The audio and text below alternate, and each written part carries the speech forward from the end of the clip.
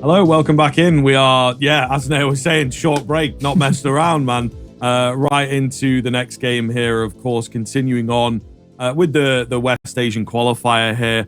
And it is, of course, a pretty spicy one. I think it is safe to say, we're keeping things rolling here, checking in with Jordan versus Lebanon. So I think, again, another couple of teams where there might be a few names that you sort of recognize, especially for Jordan. Pretty big name in there in the form of Issa. And we'll see, that might make a big difference for a team like this. A guy that sort of faded into obscurity a little bit. I want to say around the time I was starting, he was like, an up-and-comer. Yeah. This guy's got some talent, could be really big for the region. But unfortunately, after the sort of Hellraisers days, didn't really do an awful lot, a few trials in some higher end teams, but just couldn't quite keep up that same sort of level when he was playing in like tier 2, tier 1.5. So still gaming out there, GG Howe at the moment, but indeed it's been a bit of a weird run for him the past few years. Yeah, exactly. We can take a look at the rosters. We've got Jordan to kickstart things as our first. Like you said, honestly, both of these two sides are actually pretty damn stacked. I mean, Realize has been kind of around for a little bit of a while as well. Issa is probably the big name on this team, who's the main guy to look at. I mean, he obviously played within EU for a while, played at kind of that top level. Realize still remains to be a pretty top end player, at least is someone who you can kind of bank on. He's a very solid AWPer. He's actually been around for, a while, in all fairness. Must be like verging on like 10 years at this point. He's been around. So he's been, he's been in the scene for a long time. He's somebody who's had these kind of stints, had these opportunities to kind of push in towards kind of the upper echelons, but never always happened. Maybe not as much as Issa. The rest of this team, I want to see what they can bring to the table. Lebanon, same sort of vibe for them. They also have some pretty decent talent themselves, especially Vital, who has been, around for ages. And from what I can tell, the core of this team play under an organization, RGW Esports.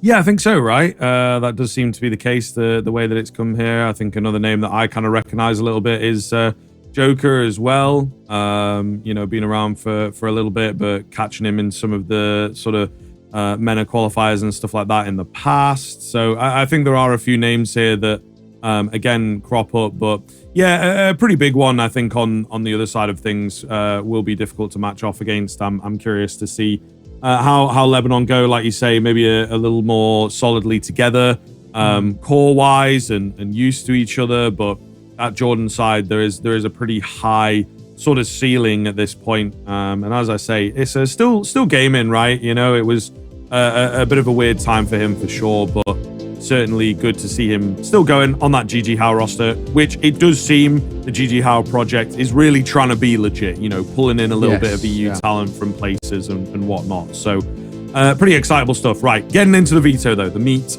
and potatoes here. So Nuke gone.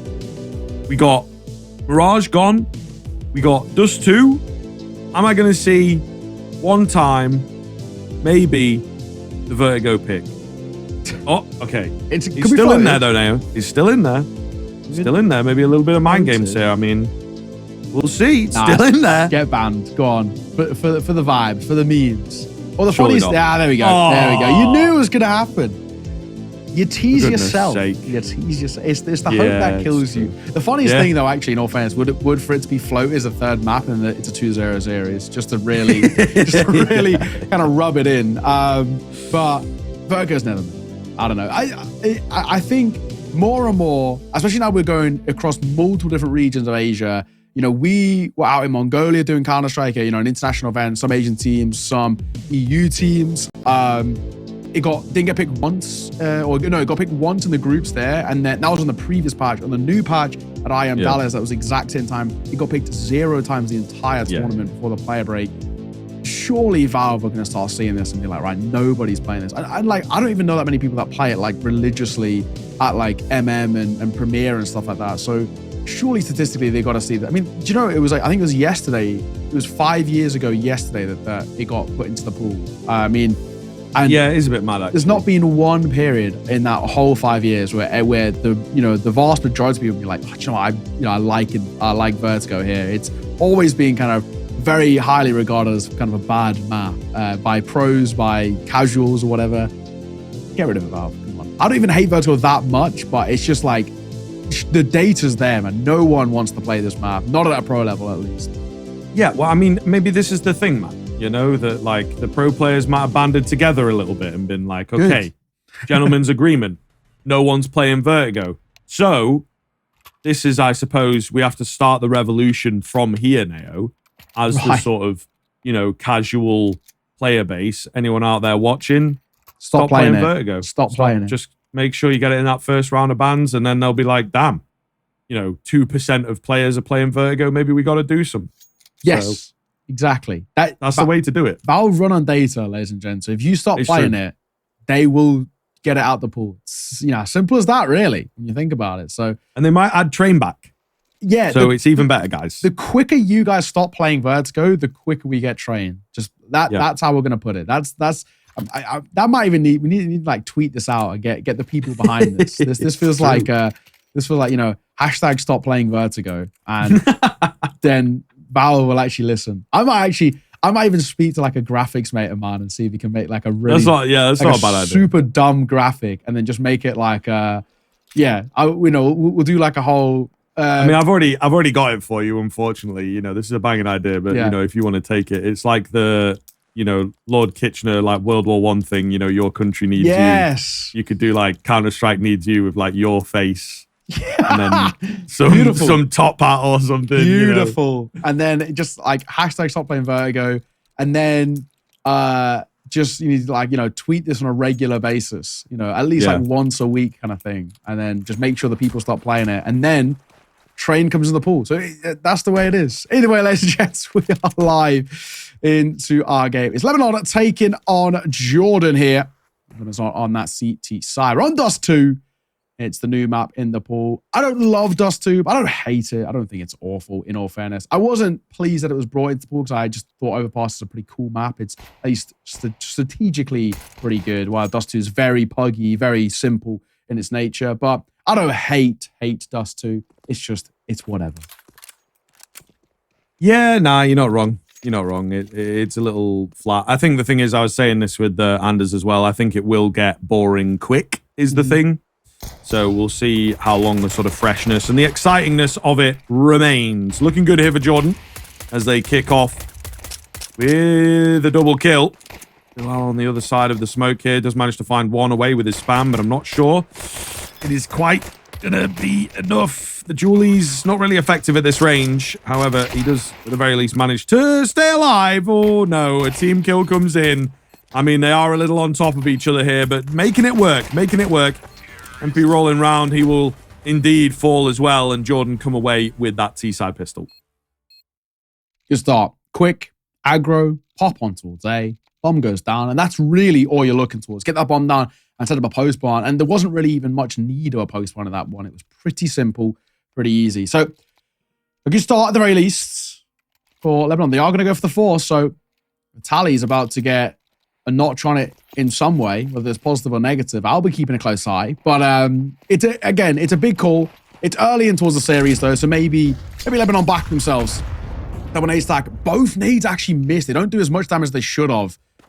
One went a little too shallow. The other one actually banked off the door the wrong way. So if it actually had gone in towards door, maybe somebody would have died there. But at least one of them fully missing was the big thing that stops a kill coming through. Very true indeed. Yeah, we'll see. This could get kind of funky. Last round. Slow them down. Ultimately, Emperor going to try and get into the mixture here with the elevator boost. Oh, they're a bit closer than he was expecting, however.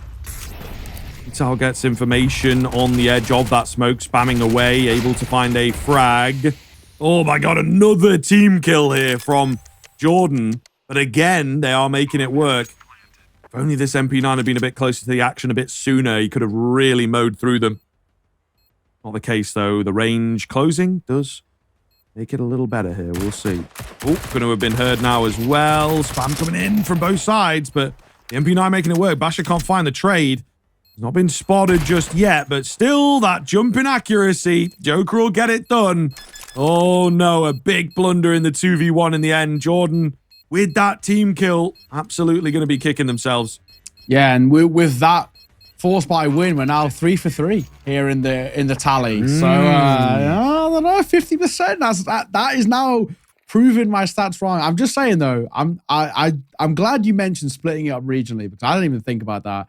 I'll do an overall number where I add all of them together. But the regionals, I think, because, you know, for example, when we were in Mongolia, this is something that T-Time brought up a lot. Asian teams and force buys, they're so much scarier than, I think, traditional teams. They just approach it a little bit different. They're very puggy. They're very crisp in terms of that first ball accuracy. It's a different kind of vibe. So I think, Asian teams are, in particular, going to be, I think, more scary than maybe the average EU team. Yeah. It definitely feels a lot higher here than it does normally, for sure. You know what I mean? Like, I can't really be like, aha, the force buys, I told you, you know, even though I'm kind of on your side. But, like, yeah, it definitely feels higher than usual for this sort of high-level Counter-Strike. So I think that, again, approach or just the way that the teams have a few individuals in there. And, again, those post plants, man, there's a lot of nuance in them. It might feel simple, but it really is anything but.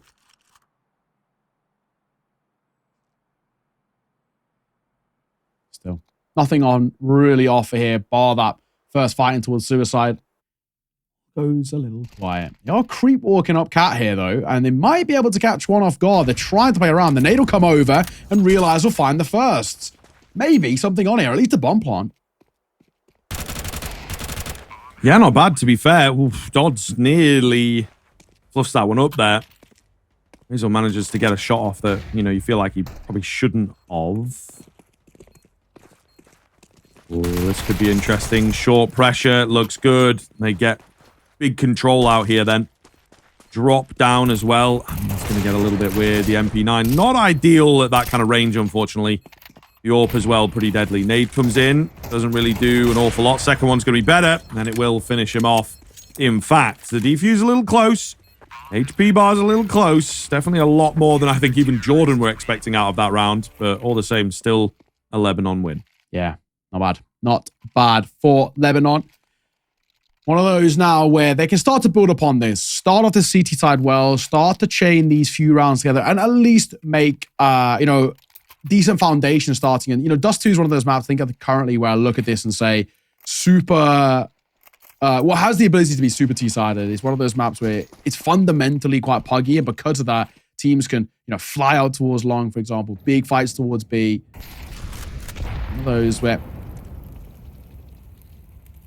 I look at this and I say it's a good opportunity.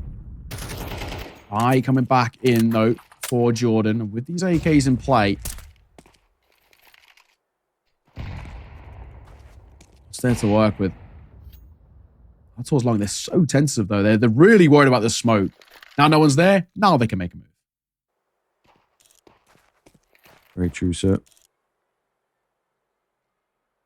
Oh, Joker. Looking for a head. Even just the very tip of it. He wants that first kill, but Hunter, not going to give it to him. We've got quite a few birds here who are trying to work their way into the round. All the same. Very quiet one here, it does feel like. Not really a lot coming off early. As soon as I get those words out, though, of course. Action towards short. A nice late peek from Bilal to catch the straggler. So smoke goes down.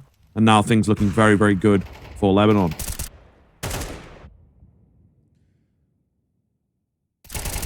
Corner. Little bit messier.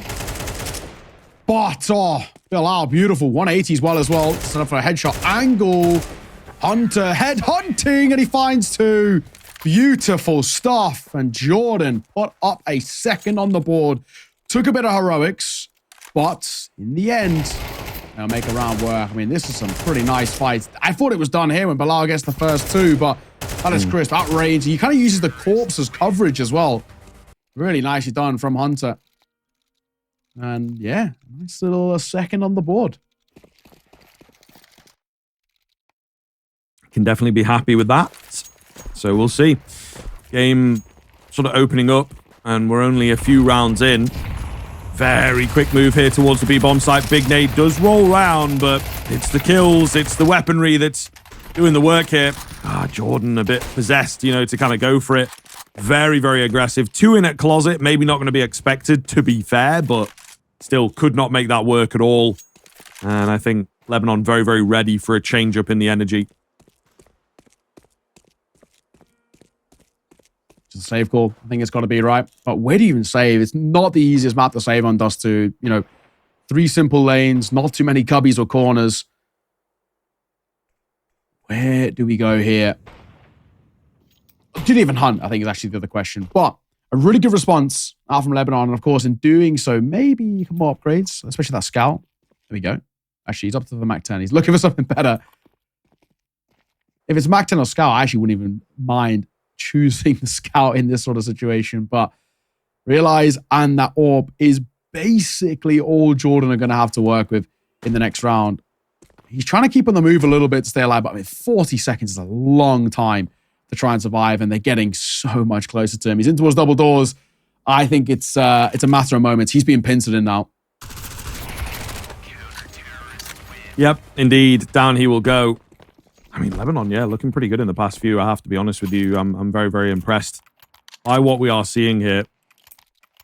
Definitely a fan of sort of their approach to Dust 2. It is Jordan's pick again. You know, a little bit tough to call. I don't know where you lean on this in terms of the sidedness. But I think it is maybe a little more towards that T side. That's where we left off. It seems to be where we've picked up as well. I don't know how you feel about that conversation. Yeah, I think, you know, kind of all maps fundamentally seed-sided. I think just because of how simple Dust 2 is, it has its, at least, opportunities to be T-sided if played right. That was pretty loose, though. You know, you're flying out towards long, just playing contact. It is a kind of a pistol round, so not expecting too much in this one. I think you're right. This is a map for me where it's CT-sided. If you play it smart, you don't really struggle too much on the CT side. The only thing you have to make sure is that the bomb doesn't go down. The B side of Dust 2, for example, is statistically, always was and go, statistically the hardest site to retake in the pool, to the point where most teams actually just give up. While Inferno now has some pretty difficult retakes, I still think B side Dust 2 is the hardest. As long as you make sure a bomb doesn't go down, I think the CT rounds are relatively simple. Ooh, nice finds here on the Deagle. Just got to hold it together and not panic too hard on the Lebanese side, and that certainly looks to be the case. They have held themselves pretty well, and they will get through yet another round. So, Jordan, maybe time to just sort of talk things over and reapproach. It's actually something worth mentioning. I'd not really noticed throughout the day, but we've not really had that many timeouts. I think India might have taken 1 or 2, but not many teams wanting to lean on them too much. This feels like one where you might need it, just because that momentum is getting away from you pretty heavily if you're Jordan. And the money as well, of course, is a big worry. And we got little things like this where they are like buying Deagles into this round and whatnot. Bit of an overspend from some of the players, I might argue. Yeah, a lot of teams, yeah, they're kind of more than happy just to let things play out, right, in a way. And sometimes for better, sometimes for worse. Flash out, fire long, and pretty aggro play here, Lebanon. If anyone tries to go back in towards mid, you get caught here by the rifle, surely. Slow buy for Jordan. Big thing for them, especially, you know, it's a low buy, but they have invested a little bit. They've got loss bonus, sure, but, you know, some of them that's like 1.2k, right? I mean, it means if you're going to go in towards the rifles and the rest, you might take a little bit of a hit when it comes towards util. It's possible. It is very, very possible. Dodds. Ready to go. Off angle. Oh, looking good. Going to run out of ammo eventually, but the MP9 sort of pays for itself, and he's gathered a fair amount of information there. So probably not much that Jordan can now do. You've only got 40 seconds. Gotta make a move quickly, guys. You know, can't just be sitting around here. And they know that, unfortunately, wherever they turn, wherever they go, it's just not a good look for them. Easily finished off in the end. So Lebanon really stretching ahead here this next round. Going to have to be big. And like I mentioned, a bit of an overspend from some of the players. So Jordan not quite as disciplined, not quite as on it as maybe we'd expect them to be. You know, like someone like Issa, you would hope has maybe come into the team and driven them a little bit, maybe drilled them as well before the games and whatnot, just to get them up to scratch on the very, very basic stuff. But it is missing a little bit on Dust 2. Yeah, I'm with you. So far, Lebanon looking pretty damn clean. Both of these regions, big appetites for Counter-Strike. A lot of players who have come through. And, I'm still expecting this entire series to be super competitive. This is one of those ones which feels like it kind of has 3 maps written on it from the beginning. But we'll have to see. I mean, for Lebanon right now, they've not really made any drastic mistakes. They've been playing pretty clean Counter-Strike. I said the CT side as well. As long as you don't kind of overextend or do anything sort of too audacious, the kills kind of come to you. All you have to do is play sites from the get-go.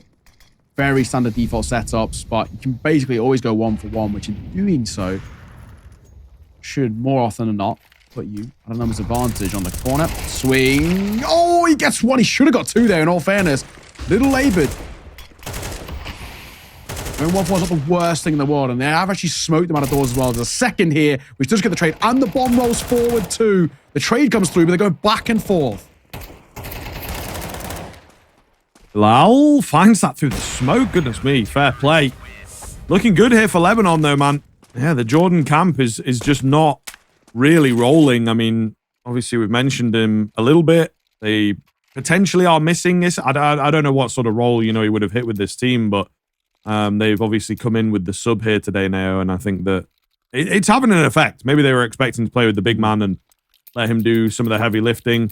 But this is falling apart a little bit. Razel is full spend. The whole team's full spending. Like, it's falling apart, my guy. It is falling apart. We've seen this happen from time to time, and I am a little bit worried. I'm a little bit worried. The signs are there for Jordan that we're maybe getting a little lost in the sauce. Couple players full spending, 3 players not. It's really all over the place.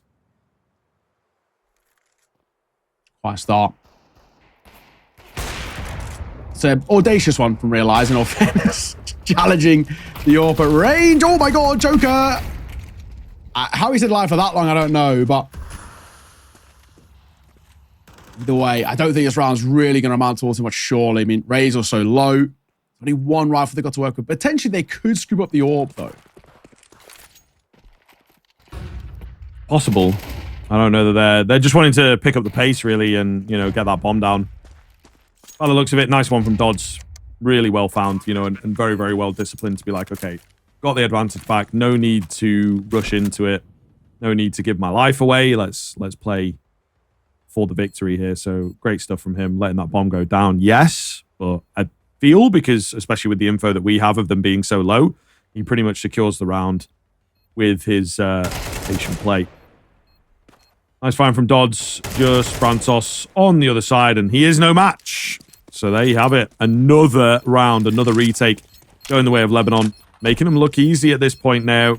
Should be a buy on the cards, one would assume, for Jordan. But again, couple bits here or there going to be missing. Yeah, that's the main thing. I think, a buy coming through is basically all they were looking for in that sort of a round. I mean, they're coming in with just pistols. They get something out of it. We're not expecting fireworks or heroics or anything of the sort, but it's still a 5-round deficit. Still Lebanon looking pretty sick, in all fairness. There is, for the most part, pretty comfortable sort of Counter-Strike being played here. Jordan, we'll get that AWP out. And actually more util than I actually sort of expected. I thought it might be a little bit less, but I guess the loss bonus is built up fully now. 3.4k plus bomb plant bonus and the rest. AWP spotted. Smoke goes down. No chance to fight behind that. Right, so let's set up close. The nade will come through and he avoids the damage. It does break up in the smoke a little bit, but itself one crosses. Now it's kind of stuck here. Nade in response with a little bit of damage, but he will not be able to get out of there. Vital just playing a little bit too aggro.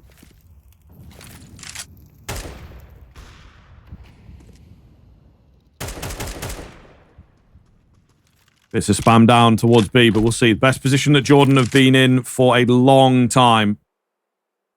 A very long time at that. So they have to convert this now. You know what I mean? Like, it's going to crumble. If this one slips, I think they will be forced by him for the rest of the half. And just mental gone boom. Ooh, Emperor, a little tough one for him, but he does manage to find it. Where are we going from here? Slow roll, 4-on-4, rolling in, looking good. As Lebanon will give up the A control once again, taking things a bit safer, playing things a bit more passive. 1-2 with an aggressive move for Jordan, but can't capitalize on the kill. It's going to be this retake. See what they got here. I mean, Dodd's been pretty clean on these, and they're actually playing this slow. Lebanon are not over-fighting early, but they're so unaware about the possibility of a close short player. I guess the trade. Oh, it's a quick reaction from Dodds. And he finds that kill and he doesn't fight. He knows the potential of somebody to try and trade him. He's got to let his cat players do the bulk of the work. Pop shot on Dodds. That's a beautiful response. All down to one man. He spotted back sight in towards Goose, and Dodds has had an absolute round there. Beautiful. Beautiful stuff. 8-2. I mean, the rounds themselves don't actually feel that one-sided, but man, Scrib, the scoreline is. Yeah, no, it's true. It's true. Again, you know, when it comes down to those more important moments, those nuanced moments that are really difficult to just pull off in practice, you have to have the sort of experience in game, as it were, in the officials. I think that Lebanon have got that. You know, their retakes just look really well put together. And again, a lot of discipline there where it's like, okay, not going to panic, not just going to send it through a smoke or anything like this. We're 4v4. We've lost control of A, but it's all good. It's all good. We've got a game plan here. We don't have to go crazy. You don't have to get desperate to be the hero, and we can make it work. And they do exactly that. Oh, Gartle's long. They fight it a little bit, and then they decide going to overfight too much. Contact play. Molotov comes down. That'll at least help them on the cross. They've got a nade as well to break open this smoke. The short player rotates over with the orb. Another bit of U2 going to come down behind it. That is the nade to break it open. Nothing spotted. They're grouping here. Trying to cross. The flash are good. That'll slow them down for at least a moment. Spam. Oh, somehow not even finding all that much damage. And then the orb in towards Gandalf's got to do it all. Not the best spot for him, but it's looking good for the rifles. They come round to sort of help out the situation. Oh, that's the kill though, isn't it? Basher ready for Dodds and smoke out here. I mean, it gives a bit more room to the orb, but it also kind of gives space across. Goodness me. Shot just ringing on above. I think might even have been the tag a little bit. We'll see here. Joker. Orb comes round. Nice find. 2-on-2 now. Oh no, the back end of Basher sticking out. It's all down to Realize. And he has to indeed pull off this clutch, but Joker spots the tip of the head and will indeed steal away yet another. Just reiterating that point you made in the previous round that they're getting them, but they are close, you know? Lebanon definitely have that extra kind of level to work with here. It's pretty incredible. Yeah, honestly, you know, fair enough. I mean, you got to give, I think, Lebanon, I think for me, when I look at this, a bit of credit in the sense that they are never out of a round. I mean, that's the big thing. The quantity and the caliber of these clutches that are coming through are kind of ridiculous. Joke with the orb there, so crisp. Jordan, I mean, if they're against a side, you know, probably basically more or less most of the other sides in this tournament, they're winning so many of these rounds, but it's just because it's Lebanon. They're so crisp. So reliable. This is, yeah, it's a pretty damning first half. 9-2, 7 rounds of deficit. Already an opening kill to an upgrade to an AK. Oh, this could be double digits in the first half. That surely is kind of impossible to recover from. I don't know if they're going to have enough to work with. That feels unlikely. Yeah, no, you are right, to be fair. We'll see. I'm going down here for Jordan. This one feels pretty quick, actually, that they've made their way on towards A. But again, those A retakes, you know, it's funny the way that Dust 2 works, and this might be a conversation that comes out a lot. B bomb site, really hard. A bomb site, kind of easy if you know what you're doing. So we'll see if I've maybe just put them in for it a little bit, or if they can get the trades out here. A lot of presence in towards short, but making it work. Dodds again, opening up the site, ripping off the heads. The orb getting involved as well. And it's all down to Razel here. Hold the line. Joker takes him. And Lebanon really, really looking good in these retake situations. Yeah, this is... Joker on the AWP is a joy to watch. No two ways about it. This guy's so crisp. So damn crisp. 10-2 at that first half. I don't know. Vibe checks, Griff, how are we feeling? I don't think there's really a chance here. Yeah, I mean, it's not looking too likely. I think they maybe lost themselves a little bit in the middle there on the Jordan side. Not massively, but, you know, just a few little bits showing us that, like, the head's just not fully in the game. And they will kind of be kicking themselves around that, to be honest with you. So, yeah, probably a bit too far gone on this map. Is it going to be another repeat of what we saw with Qatar in the previous? You know, is it a complete mismatch? The issue here, again, is the fact that it is the pick of the losing team. So, you know, the Ancient, hopefully they've got something in store on that one. They start off, I guess, on the CT side is maybe their only saving grace, but it's a very small saving grace for sure. Yeah, I'm with you. Well, attack pause, little conversation. We get to see maybe if Jordan have anything in the back pocket to kickstart this. I mean, I don't know where we are right now, but the mental state is probably a little bit low over towards Jordan. I mean, they've had so many opportunities, been so close, and they just cannot seem to see them over the line. Oh, shot though. I took a score. That's the kind of start you can ask for. Backside in arguably one of the strongest positions on this map. Finds a kill, falls away, no trade. Fair enough. P250 still in the mixture though. And Joker, he looked good on that AWP. I feel like the P250 in the pistol round functions a little similar with the AWP. Or than the AWP. But either way. We'll see. No one really giving him the peaks, it seems, on this A-bomb site. Dodds waiting for that fighting towards backside. I mean, Razor 1 HP. Just going to tuck his head towards Gandalf. And the hope for him is that he basically never has to fight here, really.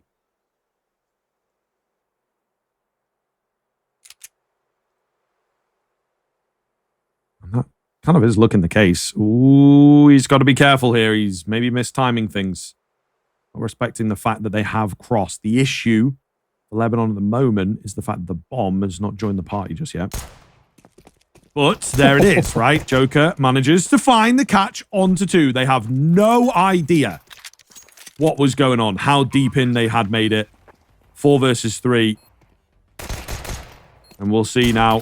Bilal will manage to find himself a frag. Joker's the one that really has turned and found all the heads. Hunter, however, has quickly brought it into a very doable situation. 2 more for him to go. I think there might be a kit dropped somewhere, but, you know, going to be an awful lot of effort for him to find that. The bomb planted for short is not really the ideal scenario. He's working his way over, trying to find this kit, trying to beat the angles. He gets the kit, but he can't get the kills. And Lebanon steal away the pistol and maybe the map alongside it. Yeah, I think that's probably, at least for kind of my money, the beginning of the end here. I'm looking at this and saying, you know, again, another chance where Jordan opening kill, things look okay, and then cannot compete in the kind of the mid to late rounds, actually, where the bulk of things are falling apart for them. Lebanon, credit. We're going to see the force buy. This is probably the only time I'd actually respect a force buy on the CT side. You've got nothing to lose here, B. Jordan. You're either buying in here or you're buying with Lebanon on map point. I actually think this is actually the only time, really, where I can see it and say, yeah, fair enough. This one makes sense. I kind of can get behind this. It's still going to go in the tally regardless, but at least I can respect this CT side force buy. You win this, you give yourself a little chance. You lose it, it's the same result. Probably that was going to happen towards the next round regardless.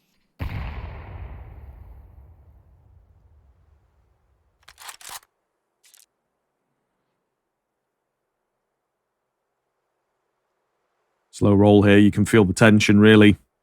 Lebanon just waiting to see if there is anything coming their way.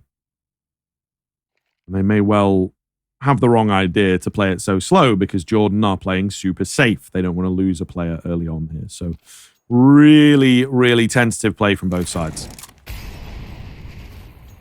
Not a huge amount on offer. I mean, this close angle for Hunter, though, is very, very strong. Don't know if they'll look it.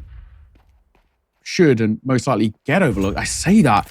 Was he then spotted there in the corner? I mean, they're posting up. Dodds Waiting for a fight. Oh, yeah, Dodds is so crisp, man. So aware.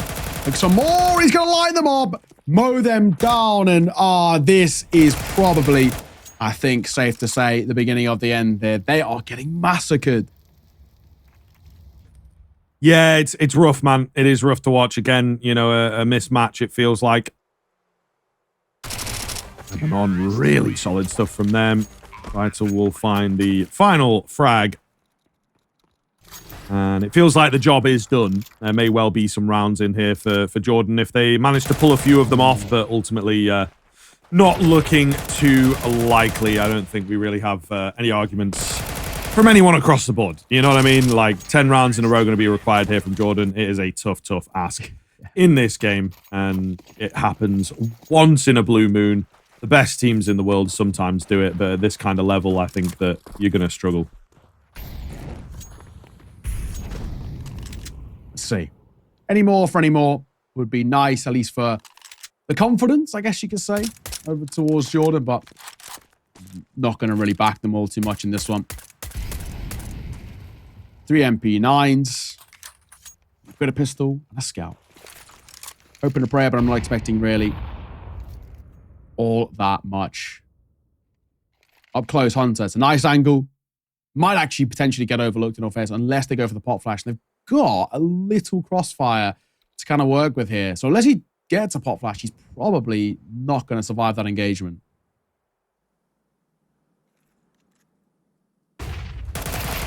Odds turns in for 1. It's a pretty nice find, though, to be fair.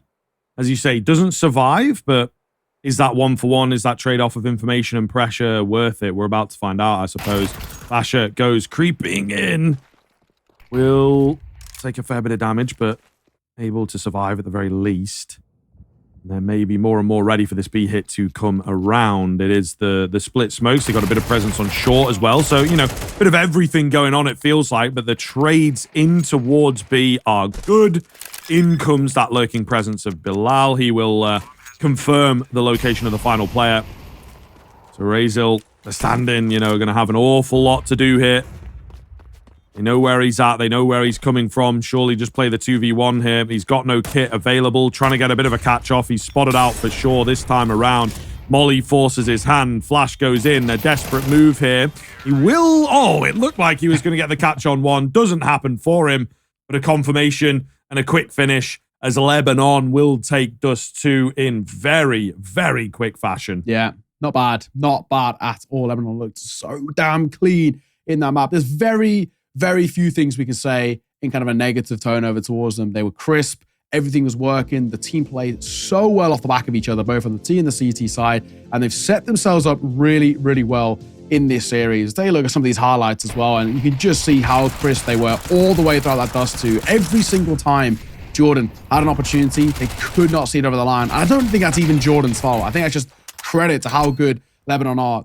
Multiple times where these rounds should have been lost. They shouldn't have been won. And somehow, some way, Lebanon was seeing them over the line. And it's one of those things where I think it's definitely partly, obviously, just how good Lebanon were in that first half, but also partly maybe just kind of an on-the-day type thing where, you know, on the day, things just seem to work out for them. They seem to make it work because some of those clutches never should have happened. And credit to them, they never gave up. Yeah, no, it's true. It's true. I think, you know, there was maybe a moment in there where they were like teetering, you know what I mean? Where it's like, okay, let's just sort of force every round and see if we can just get lucky. But yeah, they did get a bit unfortunate. If they can sort of keep it together, I think, you know, we move into Ancient now and the script flips a little bit and they can potentially have luck on their side. It's tough to say, but ultimately I think it'll be interesting here to see how things pan out. For that, for one, very, very intrigued to know how this Ancient's going to go down. But I do worry a little bit for Jordan, unfortunately. I just don't know that they have that kind of, again, level as a team. Individually, there's some moments in there, some players that can open up rounds, but you just can't quite convert them as a squad. You also have to look at that. How much is it luck-based? How much is sort of, you know, you create your own luck? How much is it Lebanon being able to thread the needle a little bit better than you are, you know? So there's a lot of questions to be answered. And unfortunately, they didn't bring it close enough for us to be like, okay, maybe there is some randomness involved here. Maybe there, you know, because it was so one-sided, I think that there's a fair argument to make that it was just down to being outmatched. Yes, absolutely. 20 kills for Dodds. I mean, he looked incredible all the way through. The one guy I really do want to highlight, though, is Joker. So unbelievably crisp, that AWP. I mean, my God, some of the shots he was hitting, borderline don't make sense, in all fairness. But, yeah, I mean, you have a player, I mean, a few different players of that caliber. We kind of sit here and just say, what can you do? I mean, Lebanon, so many times able to come in towards these rounds, make them stick when they really shouldn't happen. They've got these players who can kind of put a round on their back, and the same really can't be said over towards Jordan. You know, you had Razor hitting towards double digits, but aside from that, it peters off pretty quickly. 7, 7, 5, and 4 in terms of the kills across the rest of the board for Jordan. Doesn't paint a pretty picture. Doesn't give them, at least in our eyes, what we need to kind of make things work here. So yeah, I don't know. I think this might be a sign of things to come, at least for where we are right now. You know, we've got another map coming up in just a second, that Ancient. I don't know, it's kind of a similar map to Dust 2 and actually the way it's approached, right? It's borderline a puggy map, but it has these kind of niche strats behind it. I think the way Lebanon played, I wouldn't be surprised if it's more the same. But we'll have to wait and see. I'm not going to count my eggs before they hatch type of vibe. We're going to throw this one to a break. When we are back, we're heading towards map number 2, Ancient, up next. Yo, what up? Welcome back. We are rolling quickly into the second map here, of course. That first one, pretty quick. The players have not had much time to stew in it, to work over it, you know, and particularly I feel things are going to get a little bit troublesome now for Jordan. They have to be in the right mindset, get into Ancient, their opponent's map pick, and just kind of ignore all that, you know, play the clean Counter-Strike. And it's a big ask. It is a very big ask after you've just, you know, been dumpstered on your own map. To be honest, like, there's no beating around the bush. It was not a good showing. Yeah, I mean, when you look at it in that sort of sense, it's not a positive sign. I think it's probably the main way we'll put it. I'm going to give them a bit of a chance, but, you know, heading towards Ancient, it's a very similar map in terms of the way it's approached in terms of Dust 2. It's fundamentally puggy, but it has this kind of strategic depth behind it. But, I mean, Lebanon was so crisp all the way through that. Joker, incredible with the AWP. We saw the riflers get really, really active. I mean, Dodds in particular looks so clean. And I look at this now and say, I don't know if, and this is the point that you brought up, and I think you're spot on, I actually don't know if the caliber's there towards Jordan and just the players themselves to be able to take this. I mean, it's going to take a real resurgence. It was a very one-sided showing in that first map. There's not a hell of a lot on offer, in all fairness. And I've got to look at this now and say, realistically, A, can you mentally reset off the back of kind of a massacre like that on Dust 2? I'm not too sure. Can you also come in towards Ancient and be able to bring a kind of a game plan and an idea of what seems to be, at least for Jordan, a bit more of a puggier team than this fully fledged Lebanon side, who are very crisp. They're playing off each other well. They've obviously done some decent work in terms of pracs and stuff and scrims and at least how to kind of play as this sort of unit. It just seems like sides are in two different kind of shapes of life, so to say. You know, one side who maybe approaching is a little bit more simplistic, and one side has got a very deep pool they can kind of dip into. And I don't think Ancient's going to be anything different about this. I'm expecting this to be pretty hard for. I mean, regardless of even where Lebanon start as well, you expect kind of fireworks out from them. And especially if they do get that T-side start, I argue think that's actually a little bit more damning. I know obviously in hindsight it's easy to say, but for Lebanon, if they give that T-side, if they get that T-side, may I say, coming in towards this, when they set the tone, when they set the tempo of rounds, they're so difficult to play against. And I mean, Jordan just saw that. It was brutal when they were on CT side, getting constantly pulled apart. Every time they would set up what felt like a decent kind of crossfire or something, they get flashed off an angle, all the rest. Basically, what we're trying to say is we're not believers just yet. I mean, something seriously needs to change for us to start to feel some hope. But I don't know. Do you think there's a chance at all? Not really, to be honest with you. Not from what we've seen. I think it might be a bit closer, but I just think that, you know, Lebanon seem to have, again, that sort of team coordination in there. A little bit more execute heavy, although, you know, there's not loads on Dust 2, but a couple little tidbits where we've got like this pretty meta long house smoke from the CT side that they were doing quite often. You know, it lands on like the boxes, covers the whole doorway quite quickly, that you can do from just outside spawn. So, you know, little things like that they seem to have in their back pocket, doing some sort of deeper learning, as it were. So yeah, I think I'm pretty intrigued to see you know, that is the way that it goes. I think there may well be scope for this one to come a little bit closer, a little bit less to lose. I don't know. it's a difficult sort of call, but I just think that Lebanon looked like the better squad. Again, it's a similar sort of story. Qatar were similar, and this is maybe something kind of for the region where some teams, some countries have some good individuals, but they've just not got the depth of squads and whatnot that their neighbors have, so to speak. Yeah, no, I think you're right. So we'll have to see. But the big thing we're saying here is we're sitting here and it's going to have to be a completely different showing. It's going to have to be a real resurgence coming through. We'll keep an eye on it. We'll give him the benefit of the doubt coming in towards this. But that is something that for me, at the very least, I'm going to have to feel is a big thing. I really need to see Jordan kind of play considerably more unorthodox coming in towards this, just to give themselves a chance. Just play a little bit off the cusp, come in towards it with a little bit more freedom in terms of how your setups are, especially if you're on that CT side.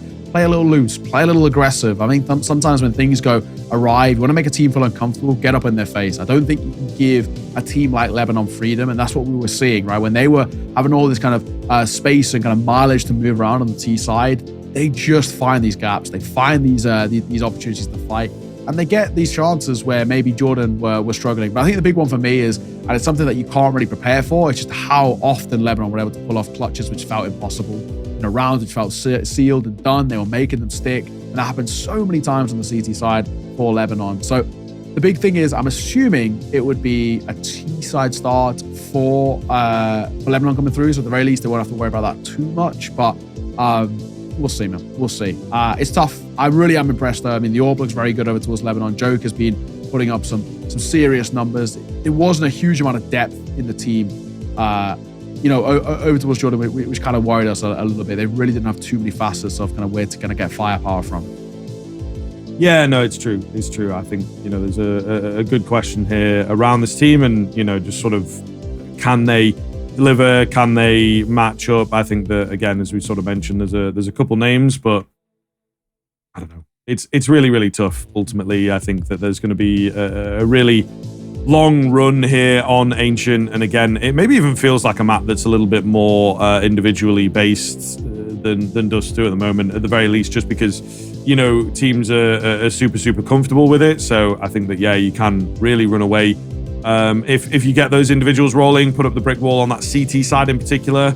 Again, retakes looked absolutely brilliant from Lebanon. You got that A-bomb site really in for the retakes. Might be easier to get in there, but harder to hold on to as a T-side player. So very, very curious, I think, to see how things are going to go in and around this one. But it's difficult. It's difficult. I think that there'll be a few more ways in which they can get into the action if Lebanon keep up that same sort of energy. Oh, I feel you. Hopefully, we're getting on the way in towards the game. I thought we were ready, but it seems like we're not. Again, players in. Sure. It's probably what's going on. We don't know. We know as much as you guys. So we're in the dark with this one. We'll hold and wait. There is, I'm right saying there might be another game happening simultaneously. I'm just double checking now. Yes, it looks like Iran and Palestine are actually currently playing. I think by the time they only started about 30 minutes ago, so they're probably still in map number 1. I'll have a little look and see if that one is live. The match pages sometimes do go live, so you can see whether they're going. It looks like no. Actually, I think the time has actually been changed. I think it's been changed to now starting in about an hour and a bit. So they don't overlap. I don't think we're going to be on broadcast for that one. So you're gonna have to just check the match pages, Wikipedia, and all of the rest. But that is actually going to be a pretty spicy game as well. We are now live though, which is good to see. Let's get this pistol underway. Yeah, Jordan. On that T side, Lebanon starting on the CT side. What have they got for us? At the very least, I like where this has started off. Oh, the Julies getting close. Not really giving a lot of respect, but the flash over the top is perfect. Goodness me. Able to find a double kill off the back of it, and it just keeps on rolling. Looking really good here for Jordan as they break in towards this B-bomb site. I thought the setup there from Lebanon was going to find a really, really nasty start, but they get timed on. They get flashed on. Mental stuff. Oh, God. That's so awkward. Vital should have found one there. Absolutely. And he has completely fluffed it. Goodness me. I mean, even with just the amount of bullets he was spamming, even the body shots would have been enough, you would have thought. Goodness. He's just like me for real. Just like me. Hey, good start, though, Jordan. You can take that every day of the week. The Seaside at least got a bit of confidence coming in towards this. Where now we got Teesside got a bit of money. They got an opportunity. Lebanon are going to force buy into this. You know how I feel about it, but it did work last time out. And I guess with how confident Lebanon are feeling, I can understand the vibes around this. You know, at least mechanically, they've been going head to toe in terms of all of these fights, or head to head, may I say, in all of these fights, no matter what kind of firepower they've got.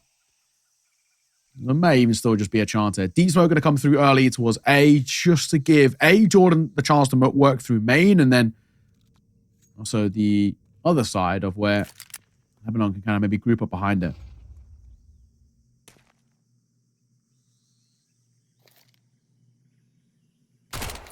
Razul spotting a leg out.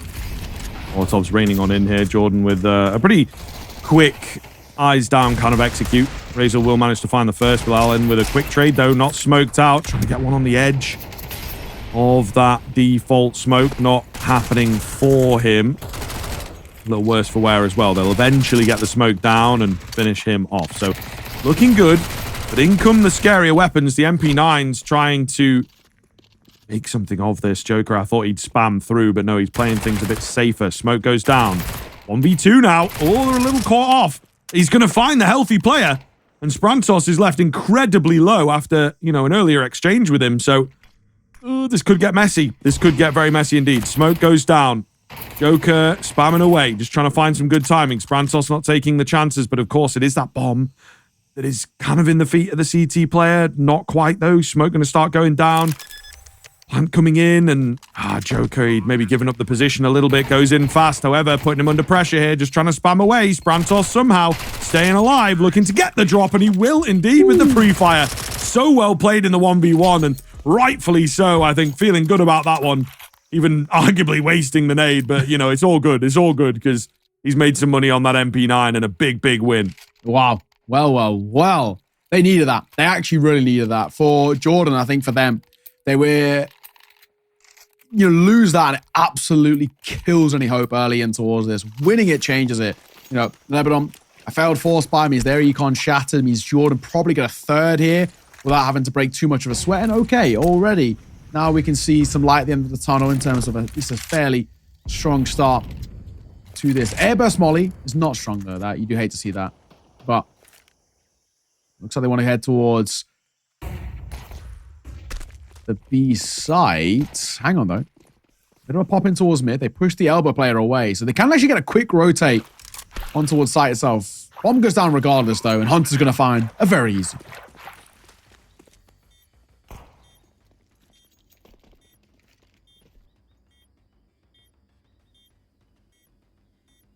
All grouped up in at middle. They might be able to come away and find a pretty nasty one. We'll see.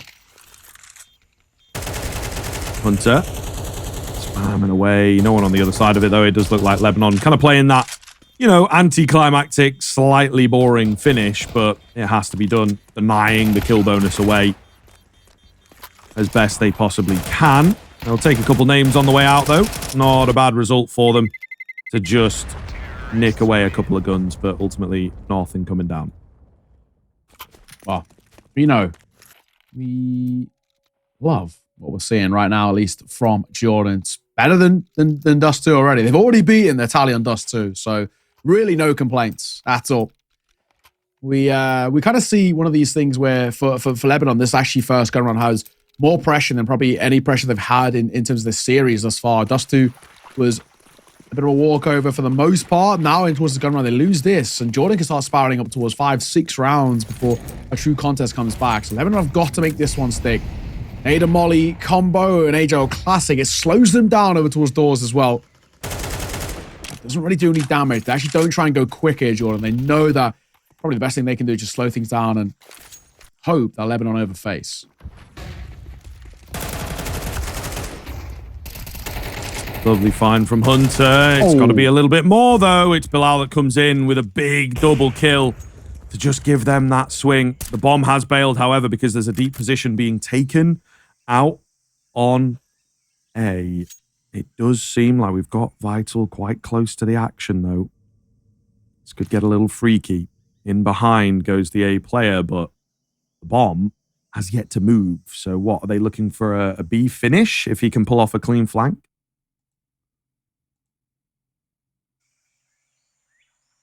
Yeah, what is the play here? I mean, it all comes down to the one guy flanking, but he also the bomb as well. So if he falls, that's the round lost. They're going to group up, so they are going to commit back over towards the A site. And then Vital is in such a good position. Do they claim? Yes, they will. Took the second bullet, but gets the kill nonetheless. Vita falls, and bomb goes down 2 versus 2 in the retake. And a question about actually, do you want to give this retake a go just because A, it's an AWP, and B, they don't have the greatest util. Yeah, true, man. Very, very true. Joker in behind gets taken down, and Jordan looking really good here. You know, as you even get the words out, like the retake just completely falls apart. Man, I mean, maybe we are in for something a bit interesting here from Jordan because it looks great, and Lebanon kind of look lost. Yeah, it's true. It is very, very true. 4-0. Very, very good showing. Completely different showing as well to what we saw in Dust 2. So that's all we asked. You know, we kind of said, come in towards this one, change things up, be a little bit more unorthodox, try and make it work for them. And oh, so far, so good. Lebanon, like you said, lost, I think is probably the adequate way to describe it. The flash around the corner, the flying shot is ambitious from Joker. And he gets plucked out of the sky, duck hunting style. Indeed, mate. Looking good. Working their way in towards B here. Looking like a bit of a firing range all round, to be honest. So, you know, just a sporting day out for Jordan here in round number 5. We'll be a bit scared off. Ooh. And a panicked sort of shot from Realize on the AWP. All the same. 5v3 looking good for Jordan. They should have the run of the mill here. Just got to be careful, though. Got to be careful. The 5-7s are getting a little busy.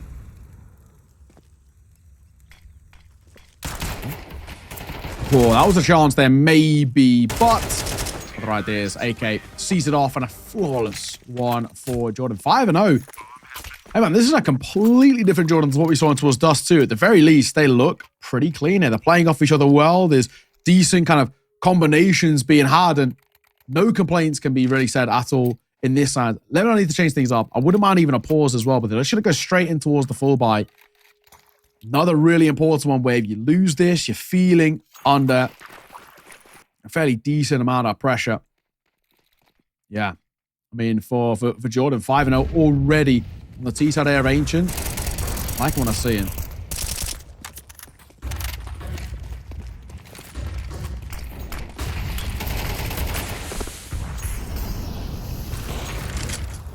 Flasher, nade in. Oh, could have finished the player off, but doesn't happen. He's looking for a little bit more. Looking good for Lebanon, though.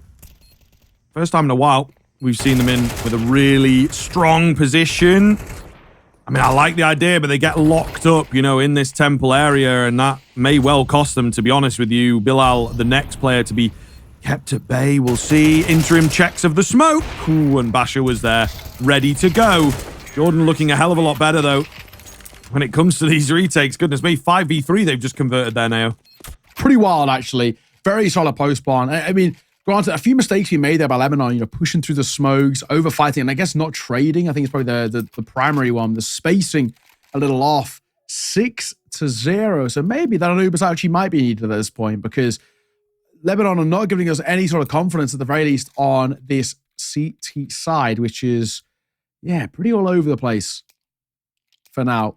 Again, back into a lesser investment. They can get a couple of upgraded pistols, but nothing too drastic in this one. And a completely different Lebanon side too, who, you know, mechanically aren't looking all there. They're really struggling to find some form. At the very least, they've gone for a pause, which I'm a fan of. Have a conversation, slow things down. Don't allow Jordan just to completely run away with this. But even still, they've called for a pause. They've had a conversation. This round's probably not going to change really anything. So we're expecting, what, 7-0? Even if 7 is all they get, which is probably unlikely, but even if that was to be the case, it's still a pretty decent T side on Ancient. So Jordan look really, really good. Maybe it's one of those things where Dust 2 is just, in particular, a weak map for them.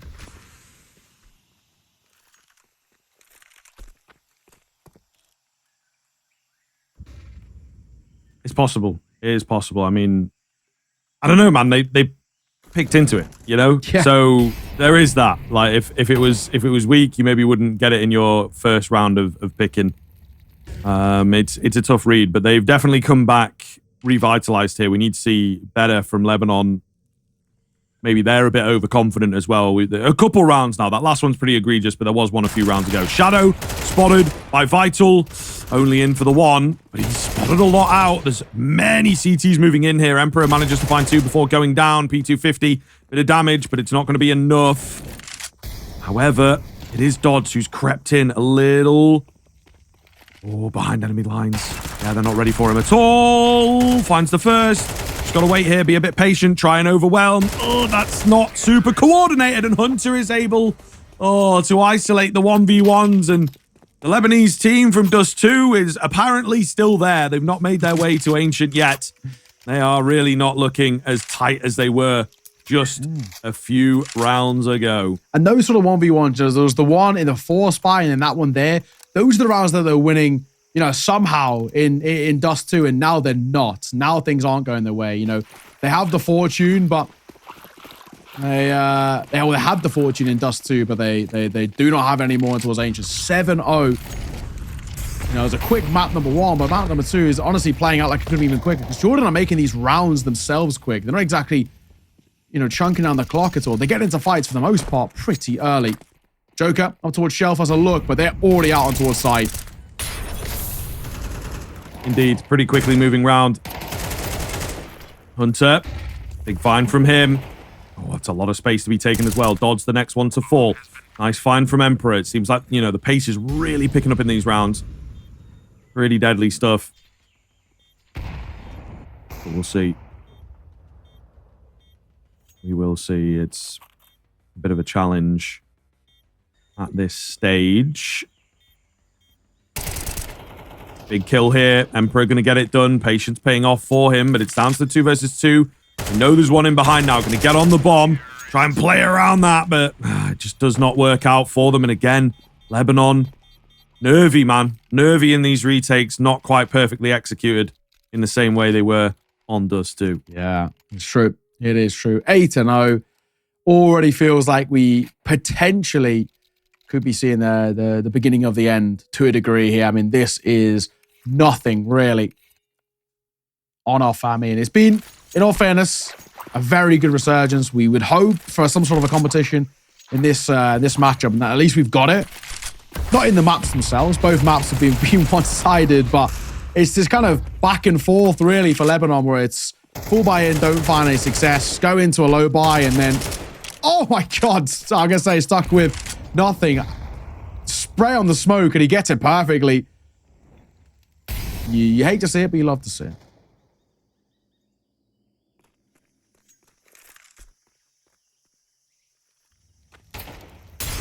Santos. Ooh, mollied out. Can't find the return frag.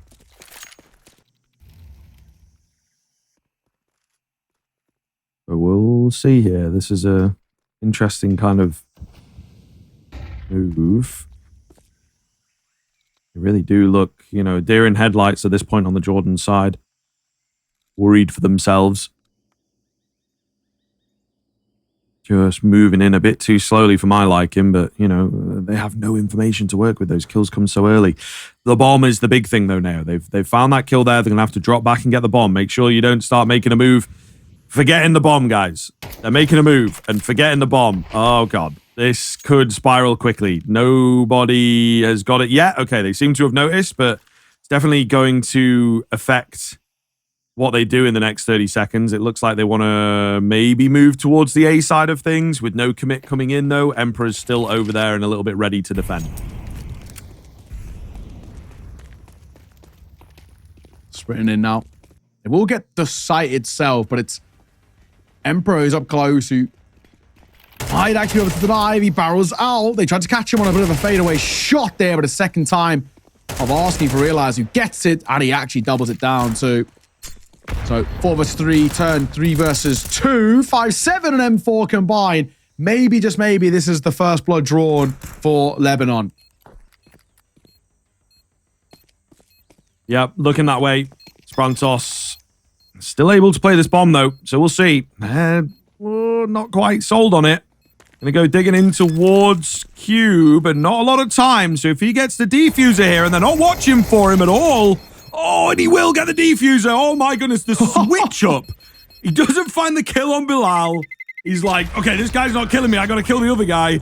Oh, my God, what is going on there, man? I don't know where the Counter-Strike has gone from Lebanon, but goodness me, they are just not on the ball at all. This is, yeah, it's kind of insane. Just the disparity, the change between the two maps as well, on both sides as well, is kind of the crazy thing about this. You know, we've got, a situation where Lebanon were incredible map number 1 and are now kind of nothing in towards map number 2, and Jordan vice versa. This is kind of insane. I kind of love it. This is the beautiful thing about doing qualifiers in maybe regions that you don't get to see all that often. It's different. It's exciting. It keeps you on your toes, on the edge of your seat, for the right or the wrong reasons. But right now, they're barreling in towards the site. B is open.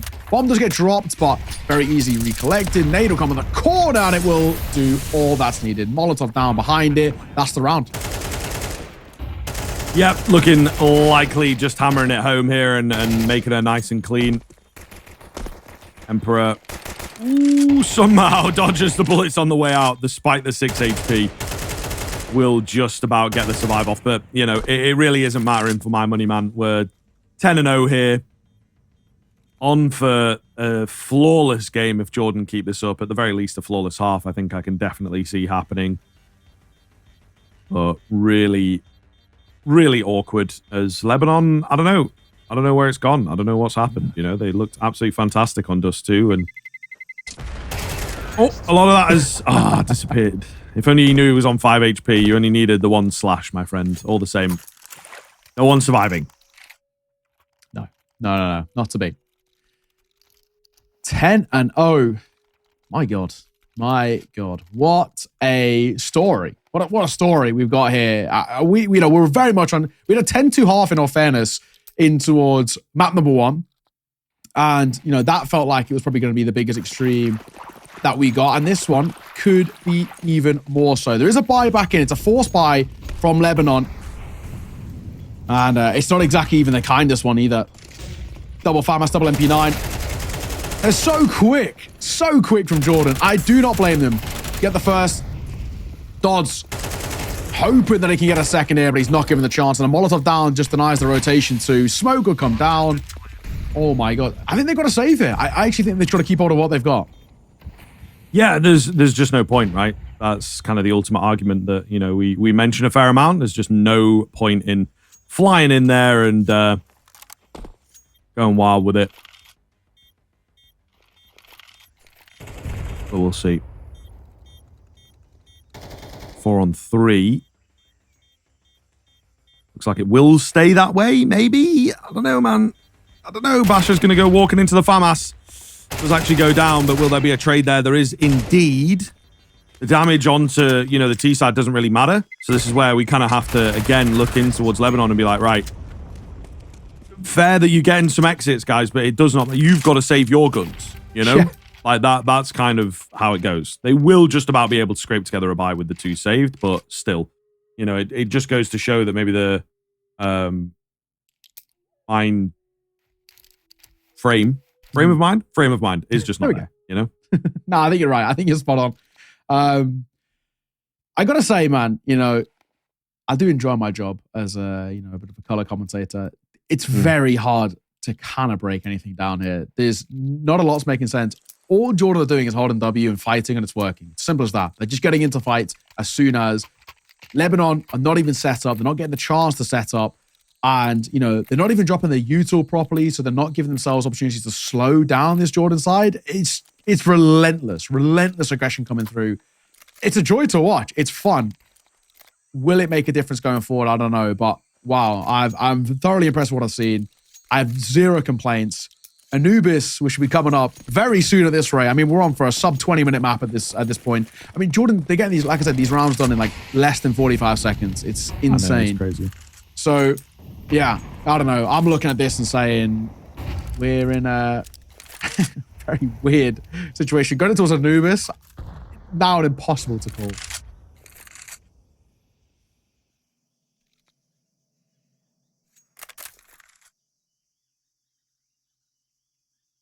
Contact mid out from Jordan here, and there is no mid presence, unfortunately, for Lebanon, but when you're 11 rounds up, you're obviously just going to do whatever the hell you want, so they'll try and make this work. Bit of a meltdown as Sprantos working his way forward on the entry, will indeed get it done, and the A main play also works out nicely. There is a little bit of a miss as Dodds finds 2. Will it have an effect, I suppose, is the big question here now, and I think the answer might just be yes. We'll see. Bilal, the only player that remains, trying to just capitalize, but the 1v3 not going to happen, you would feel. Spots the shadow, makes his life a bit weird, you know, messes up his perspective of like, how tall is he actually? He's getting flanked out though, so surely just a matter of time on this one, it feels like. Clearing out the angles as best he can, but hiding away as Hunter will get some good timing, finds the kill, doesn't need the support. 12-0. Jordan, one more round to go for a flawless response. Yeah, this is kind of, it's just breathtaking what we're seeing. 12-0. How? Like, off the back of, you lose 13-2, and then you 12-0 the first half in the next map. This doesn't make sense. But I love it. I love it. You know, I'm not going to break anything down. We're here for vibes. This has become a vibes watch party now of Jordan, Lebanon, may I say. And we're looking at this and saying, Anubis, honestly, he's probably coming up very, very soon. If it's not after this pistol, it'll be after whenever the next gun round is at this rate. And I'd actually love for Jordan to come in towards this next round, I mean, this pistol, and actually play at aggro the same way they play the T-size, because it's working.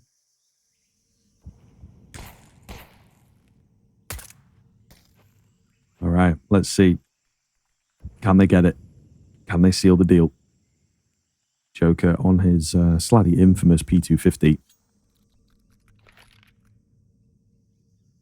But no opportunities being handed across.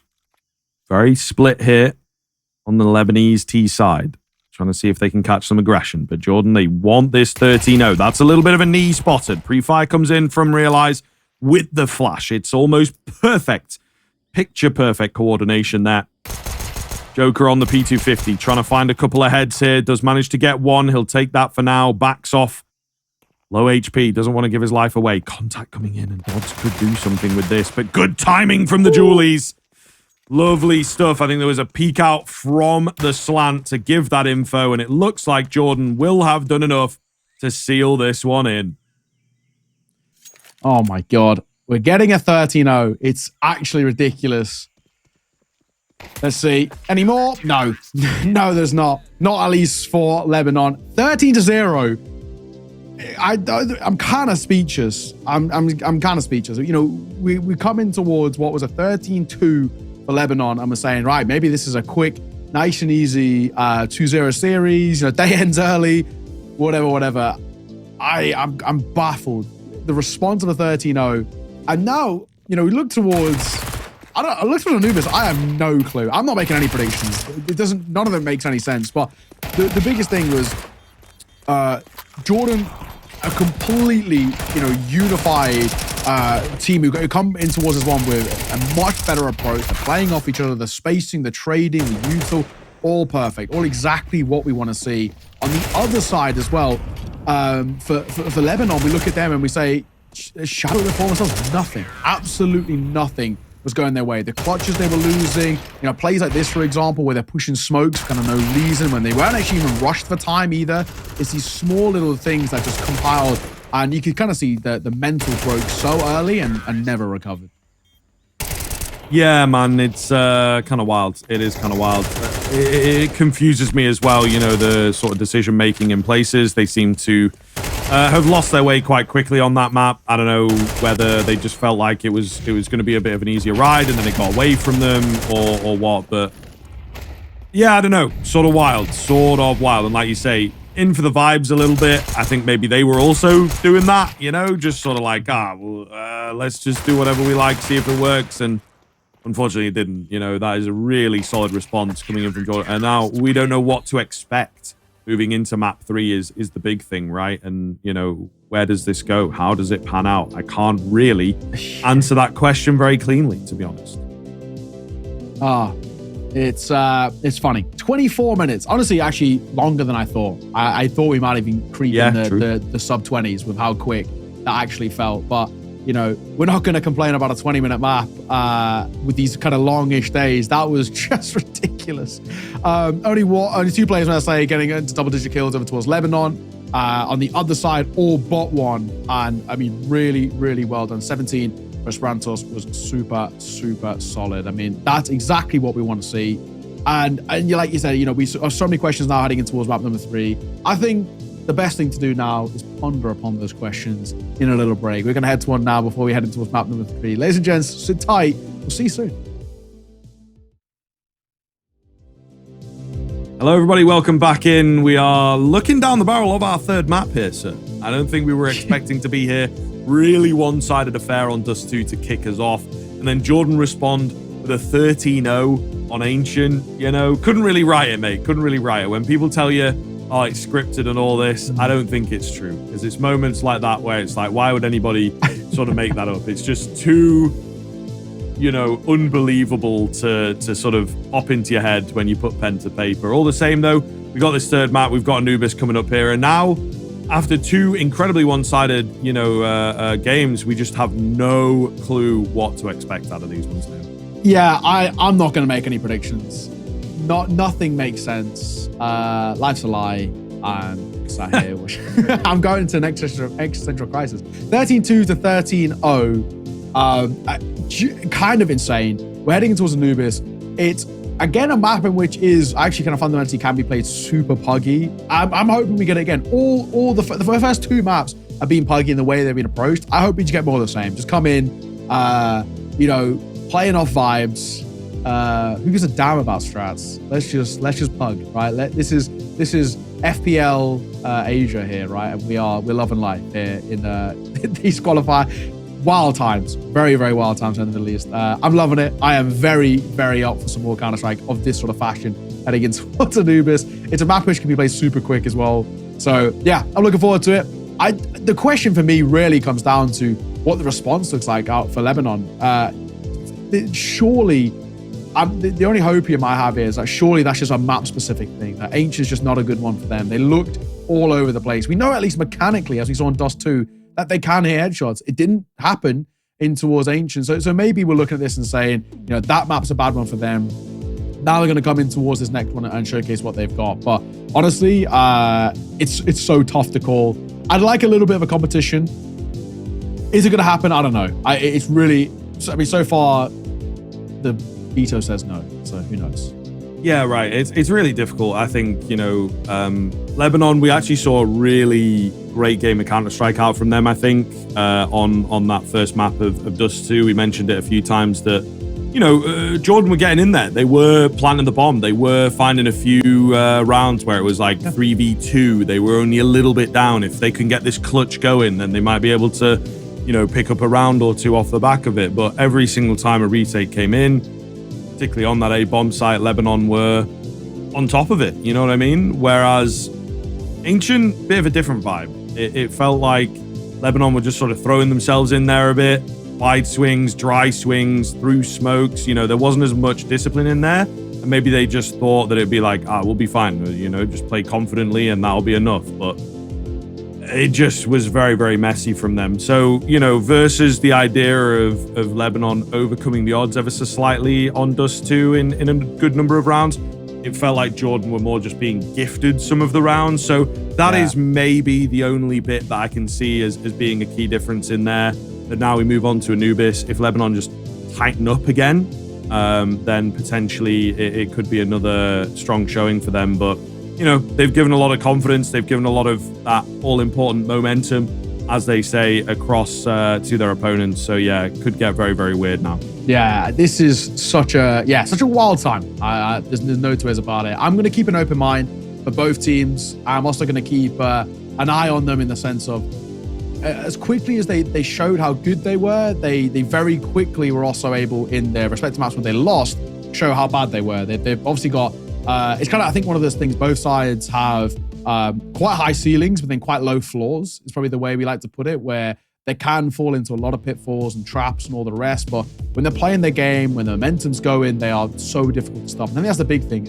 It's kind of been the case of whoever starts first, whoever gets going, gets the rifles out, gets the momentum and the snowball effect on the way, they're the ones who really do dictate the map itself. So that's obviously the priority. You know, obviously with a map 3 of a knife round, whoever gets the preferential sort of start, which is, it's open for debate on Anubis more than basically any other map. A lot of teams actually like to start T-side. It's statistically the only map in the pool which even can be considered T-side as well. So whoever wins a knife round, they might even go in towards a T-side start because you can set the tempo, because you can play pretty aggro. I think, you know, especially if you're Jordan off the back of that one, you might actually want to go T-side if you do get the opportunity to do so, because their T-side was relentlessly quick. So hard for Lebanon to kind of keep up with. They constantly caught them off guard. They love these kind of pop executes coming through. So yeah, it's a very weird one. I do expect though with that kind of 10-minute break that Lebanon have kind of basically said, right, that didn't go well. It was a tough showing. Let's just forget about it. You know, we didn't show anything, so we don't need to dwell on it. Let's just go in towards Anubis. We know we can play this map. We know we can even pug this map as well.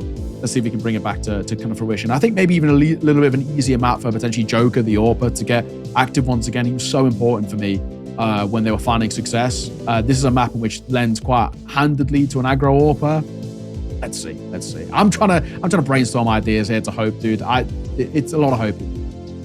Yeah, for sure, man. I think we're just wanting, you know, a decent sort of game of Counter-Strike out from them. And I think that, you know, with the way that last map went, it might just end up being a wild scrap once again. So I'm not sure how clean of a game we're going to end up getting, unfortunately. But hopefully it'll be a bit closer, right? I don't just want 3 back-to-back blowouts. I think that is ultimately when we're doing qualifiers like this, checking in with some teams, seeing who's good, seeing who's got potential, so on and so on. I think that, you know, when it ends up being super one-sided the whole time, you don't really get a cool picture, to be honest with you. So it's a bit of a difficult one. Hopefully should be into the game soon, though. Obviously, we love chatting, but we want the Counter-Strike. We want to see how this one is going to pan out after a pretty wild series thus far, a pretty wild day. I think that particularly in this Western qualifiers, it's gotten started.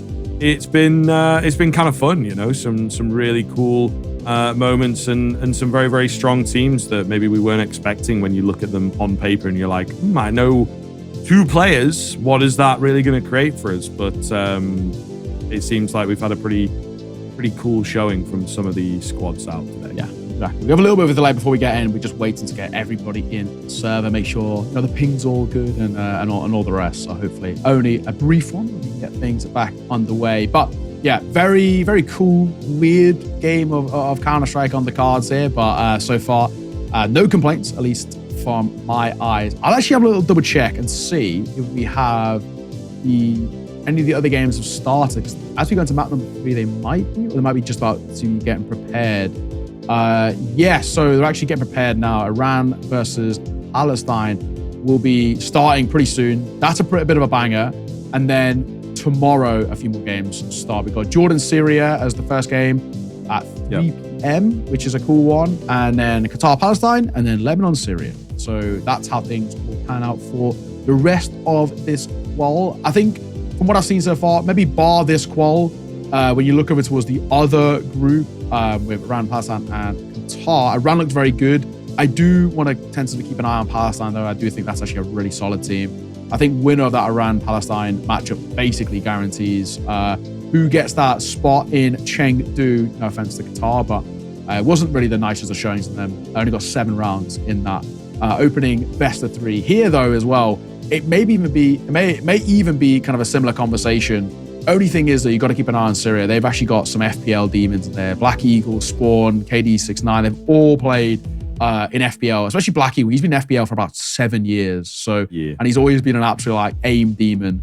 So they actually could maybe bring a kind of a slightly puggier nature to it.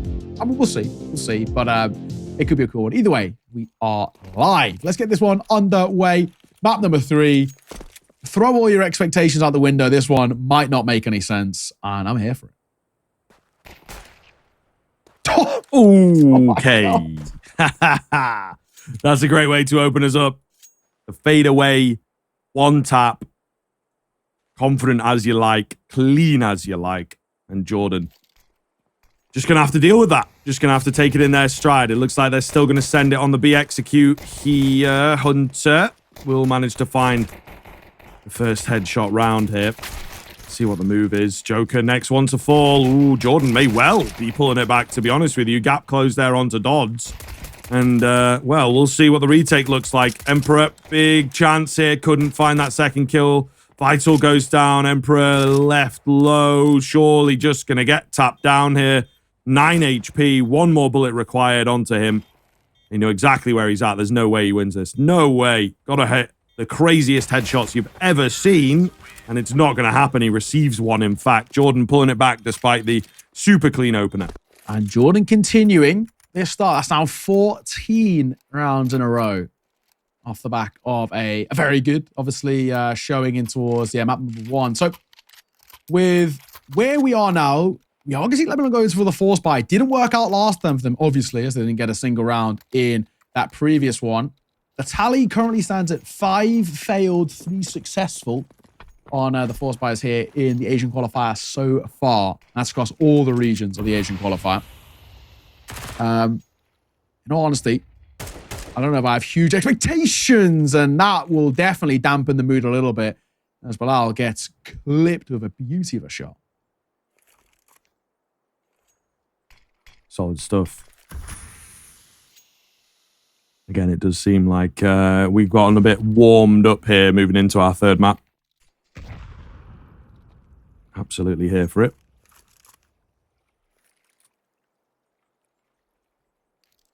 Slow build up at this point, though, as Jordan do not want to waste this opportunity. And they have to make sure that they convert this. I think, you know, a great deal of respect for their opponents. Yes, they have just picked off a really one-sided affair. They have to be careful that they don't fall for the same sort of trap that Lebanon did, where, you know, you play a little overconfident in the early stage and just let the other team into the game.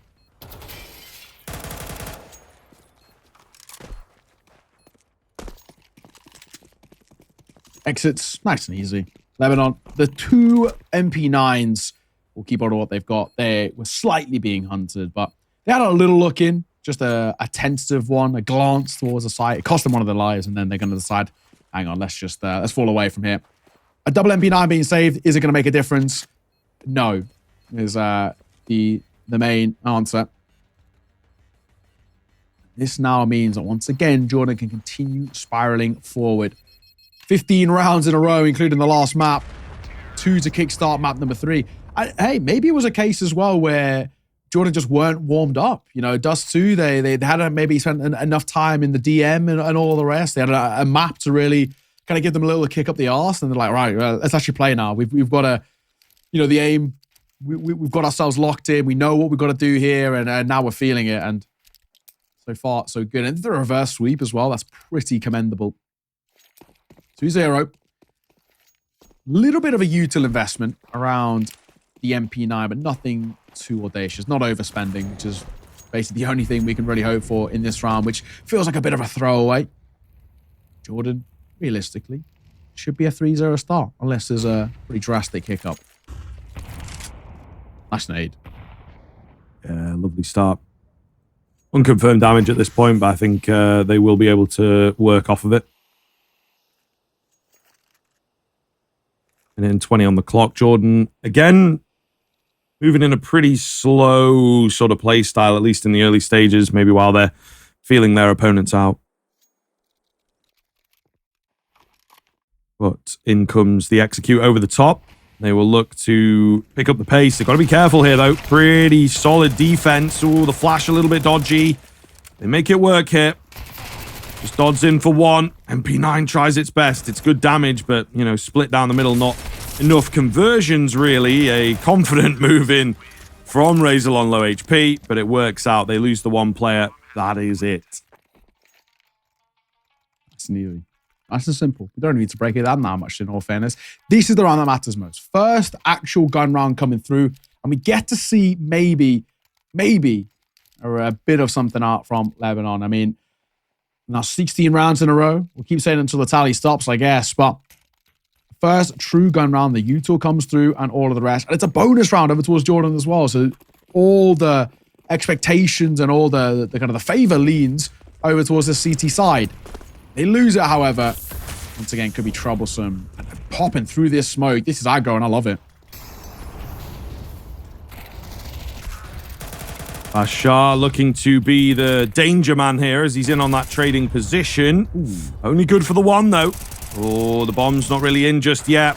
The A rush, it seems to be falling flat. However, quick trades back. 2 versus 2. Pistols are out across the board. The MAC-10, all that remains for Jordan.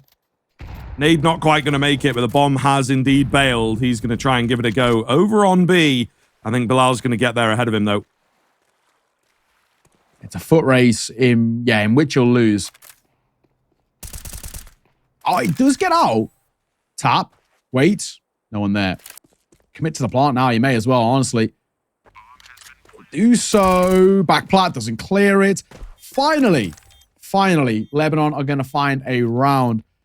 It took 17 attempts to do so, but they will get one on the board. So at the very least, it's not a repeat of what we saw in towards that previous map. But, you know, in all honesty, on a bonus round like that for Jordan, that's honestly not even that bad. With 3 kills, a bomb plant with a couple of MAC-10s, Galil, a couple of AKs.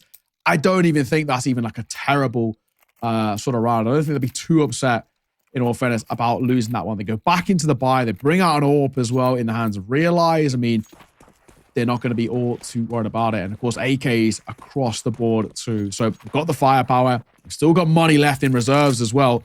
Nade towards main. That's a big nade. And one in which has done so much damage. The double nade setup is a beaut. Lovely, lovely stuff. I'm a big fan of that. Jordan do seem to have a bit in the back pocket then. A few catch-off moments that really do work well. 5v3 as they sort of step into a couple more fights. Big spray down there from Sprantos. Wow, okay. Set on for a flawless round here out of nowhere. Jordan with the big aggressive move on those nades to begin with. Works perfectly and then not dropping a single player. So absolutely fantastic stuff here. 4-1. Right back to it. Nice and simple. Nice and easy. Can't complain. And, take a look at these. It all comes down to this initial point. I don't actually hate the A aggression. I think that's probably not a bad play more often than not. They just get kind of unfortunate. Double nade stack coming through, and they're holding for that fight. They were guns up. They were ready. 4-1, and back to a low buy out for Lebanon. Tough stuff. Really uncomfortable. Hence why I don't think Jordan were too annoyed with getting a bomb plant and 3 kills out in that round prior. You got 1 rifle to work with. That is basically it. And it might be in trouble. It is. It falls already. Damn. Okay. Well, problematic. Nobody around to even, scoop it up. So not really anything to be expected. And now it's gone forever. No one gets it, says Hunter. If you're not going to play nice, you don't get to play at all. So, yeah, weird sort of move. I mean, arguably, this is a round where you just hard save, right? Like, I don't know, man. We'll see. We'll see. You can get a little bit going in the next round if Emperor can, save his armor. But then surely everybody else is probably going to want to get involved because they've got enough to buy in the next round. Weird sort of situation on an individual level, but maybe as a team they can make something happen here. Brought it back down to even situations. We'll see moving forwards. 4 versus 4, it's not impossible. 5-7. 2 of them playing up close off each other. The bomb is crossed now, so you can't really fall off the angle. You're basically kind of committing to this fight because the bomb's on this side. And shot with the orb, that more or less should confirm intentions. Second time of asking, realize will deliver. Hang on, double for the 5-7s. They can be very dicey at close range. Oh my God, surely not. An AK still to work with. Hot flash around the corner, and he'll get the kill. Woohoo! They needed a bit of a miracle there. Thankfully, Bashar was able to see it off 3 kills to his name. That was way too close for what sort of the investment we saw, but it's still a 5-1 star. Pause to be called here. I'm going to assume by Lebanon as well, because they absolutely need it. But yeah, times are still looking very tough over there. Yeah, man. It is kind of wild. I don't really know what has happened since that first map. You know, Dust 2, really, really impressive from them, but they do seem to have lost the mojo, so to speak. It's wild. It is really wild. But at the same time, I think Jordan have stepped up the game. Kind of what we expected. I don't know. Maybe my guy Issa, watching that first map, he's like, boys, what are we doing? Okay, let me just give you a couple things to work on. But I'm not sure. He's obviously not here for a bit of a reason today. Yeah. All the same, just a complete turnaround from them in between maps. I think this unfortunate, may I say, attack pause turned tech. So, where now? A conversation to be had, in all fairness, but I'm going to assume maybe over towards Jordan, since 2 of them haven't invested in. That's the assumption here. But yeah, I mean, honestly, Lebanon, they kind of need this break, to be fair. They're not offering us up enough that we can feel any sort of confidence. Time is of the essence as well. This is a map number 3 in their opening series. In, you know, only 3 games in this group, kind of to a point where at least the expectation is if you pick up a loss, I don't think really you're going to qualify unless there's a drastic upset. That's just how these groups are kind of seeded, how things look. I mean, you've got 2 teams who are very competitive and arguably one that's maybe not as much. Any sort of a loss maybe even sees you out of contention. It's true. It is very, very true. It's a little bit cutthroat for sure in that sense. But yeah, I think you are right. I think that you just can't suffer a loss. Yeah, it's going to be a really weird sort of situation to make it work where you get a loss, then you get a win, and then everybody else has got to get a loss and a win as well. You know what I mean? Like you need all 3 teams to be in the same situation, and then it comes down to your round difference and everything. So I don't think that it's kind of the play. You want to be picking up as many wins as possible. You do not have any room to work with, I think is the safe way of putting it. So we'll see here. Moving forwards, if things continue looking good for Jordan, we are back into the action after that brief delay. So thank you for bearing with. But things looking solid, man. Looking really, really solid for Jordan at this point. Very, very scary side once they get this momentum going. And that seems to be the case here on the T side. Guns back in play for Lebanon. After the back of the tactical pause, which it briefly turned technical. Let's see what they discussed. I mean, they had plenty of time to do so. No excuses now here. Upholding. Peak, it's not worth. Dodge was very good map number 1. He has a couple of moments as well, map number 2, but don't offer up your life for nothing. Pop flash comes round. Still no fight. May not smoked here at the very least. Or is holding. Has a gap. Now will be smoked. Joker goes back over towards mid. They're not committed to this, in all fairness. Just waiting to see whether Lebanon make a mistake.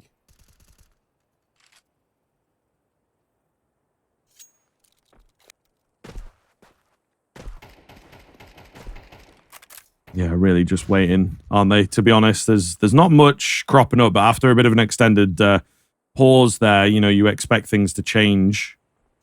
Doesn't seem like Lebanon are really changing all that much. Trying to fake things out towards B, attention drawn at A. I like the idea here. It looks like it's going to be a late A main push from Lebanon. I am kind of a fan of that. Hunter is sort of ready to go. Oh, they're on top of each other. That, I think, could have been just a clean kill. But, you know, Emperor got in the way a little bit, not really paying any credence to that. Nice little flash in, takes down Realize. Mid has been compromised, but Vital looks ready, and he will get a clean heady. 4v2 looks very good indeed. Nothing really coming off for Jordan as Lebanon will respond to their passive play. Yeah, not bad. Not bad. Lebanon needed that. Absolutely needed that. I think without it, they would have been in a serious amount of trouble. So thankfully, they've got that to work with. It's more of a question about consistency. That's something we haven't seen from Lebanon, of course, since map number 1. And it's something that's, even when they had that round earlier, eluded them. We need to see them now start to chain something together. There's no kind of financial pressure towards Jordan just yet in the sense that they have a bye here. Long term, not as much. So if they can put up a second round in a row, make it 5-3 scoreline, talking about breaking the econ and putting at least a bit of a spanner in the works to what still feels like a pretty smooth sailing situation over towards Jordan. Still plenty more conversation to be had about that as we get towards the end of the round. For now, from the corner, do you want to peek that? A pop shot's taken and missed, so Jiggle obviously good enough to bait out a shot. It's true. Very, very true. Santos. Whoa, yeah, wildly spraying away. Kind of gives his position away.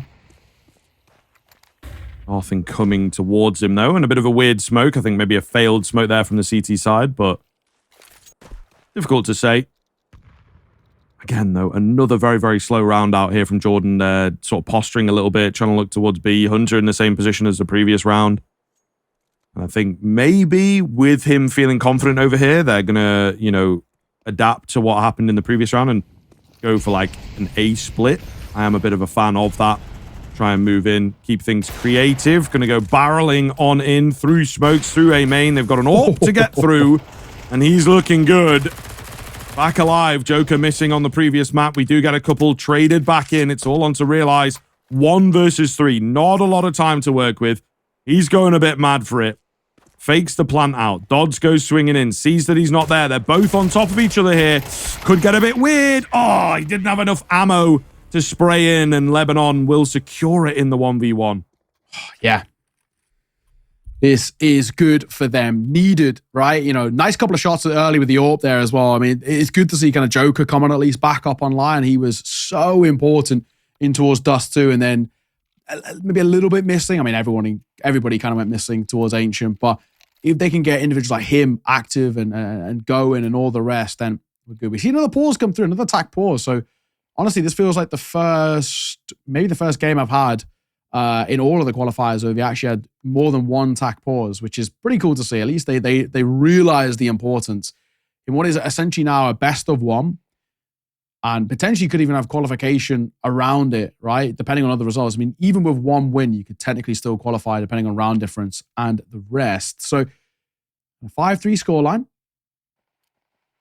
Lebanon going to hope to try and put more on the board, and they will, or they should do here, considering that Jordan don't have that good of a buy. I'm expecting maybe, though, one of those classic, I'm going to say Hero AK buyers. They do like them in the region. And in all fairness, they have decent success rates. And with Tech 9s around it, it's still pretty scary, especially if Jordan played their kind of slightly more usual, quicker pace of Counter-Strike.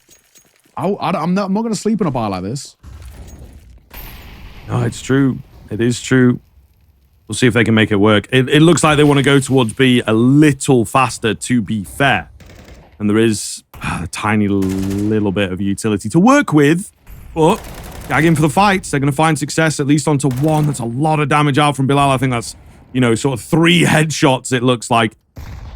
Either way, he has melted a couple of players there. Good timing here from Dodds. Drops that AK. There is some armor still in there, but, the solid position that they find themselves in now should be able to work around with this. Sprantos. Big find from him. Ollie coming in, doesn't quite land the way that he wanted it to, but Bilal's still not fearing away from the fight. So, there's a couple moments in here from Jordan, but ultimately Lebanon in control. I was going to say, might get caught in transition and very nearly does the Deagle. Smoke going to come down, but that smoke actually gives them decent coverage at least to get a bomb down. So, one goes down, post-spawn setup. Yes, they don't have the numbers, but isolate 1 fight, and we're starting maybe to cook. Swing comes through, and both fights found. And Lebanon going to put up yet another round. 3 in a row for them. Okay, this is a conversation opening up. It's a one-round game. It's already closer than the first two maps in terms of the competition combined, basically. So, yeah, can't complain. We hope for a bit of a competition. We are actually getting it, which is all we could really ask for. But still, that was a bit of a no-buy. Even getting a bomb plant out of it, not really the worst thing in the world. 5-4, but a buy back in for Jordan. You get, I think the way I look at Anubis is if you can get 7 rounds in your T-side, that's actually a fairly solid half. It's the only map which we consider T-sided. 7 rounds is where I'll normally look.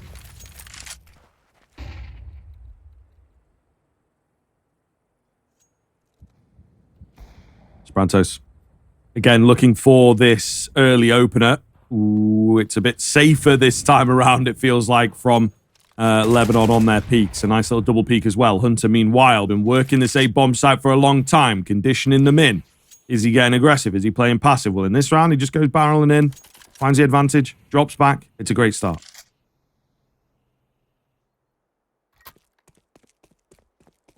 Okay. It was quiet off the back of that initial kill. The onus really is on Lebanon to try and level the playing field. It looks like they want to try and group up and stack. It's a bit of a risky call, especially considering where the bomb's actually posturing. There's maybe even a world where lose the site itself, especially if Dodds really doesn't get involved at all. Might call it. Oh, the flank is good. Emperor for 2. That's massive. And Dodds going to find one through the smoke as well. I thought they might potentially be calling it. Other ideas, and he gets so much damage through yet another smoke. Dodds. Oh, he's buying time. In comes Emperor. Big find from him, dropping that bomb. And they will all chime in at the same sort of time there to close things out. Lebanon looking pretty good, keeping things competitive. You have to bear in mind, this is a half that started really poorly for them. We thought that things, you know, were going to sort of just continue like they did on Ancient. But not the case. They have bounced back really well here, giving us a competitive third. And I think that's a little bit of what we were talking about, what we were hoping for. And it seems to be the case here. 5-5 now. It's just a question of who's going to take that advantage, sir. Yeah, that's true. That is true. At least there is something on the cards here where break it down and say what's next. Smoke close, Dodds. Play up behind it. Pop shot with the orb, doesn't quite connect. Joker might go in for seconds though. I don't blame him. He's pretty confident. He's hoping to find a bit of a tag through the door. He knows they've taken mid control. They don't fight for it. And it's something that Jordan are being kind of proactively kind of taking basically every round. So he's hoping he just gets a bit of fortune. The big thing for him is just not getting caught off guard, especially if he gets sort of overwhelmed, swung upon by a Tech 9 or something of the sort.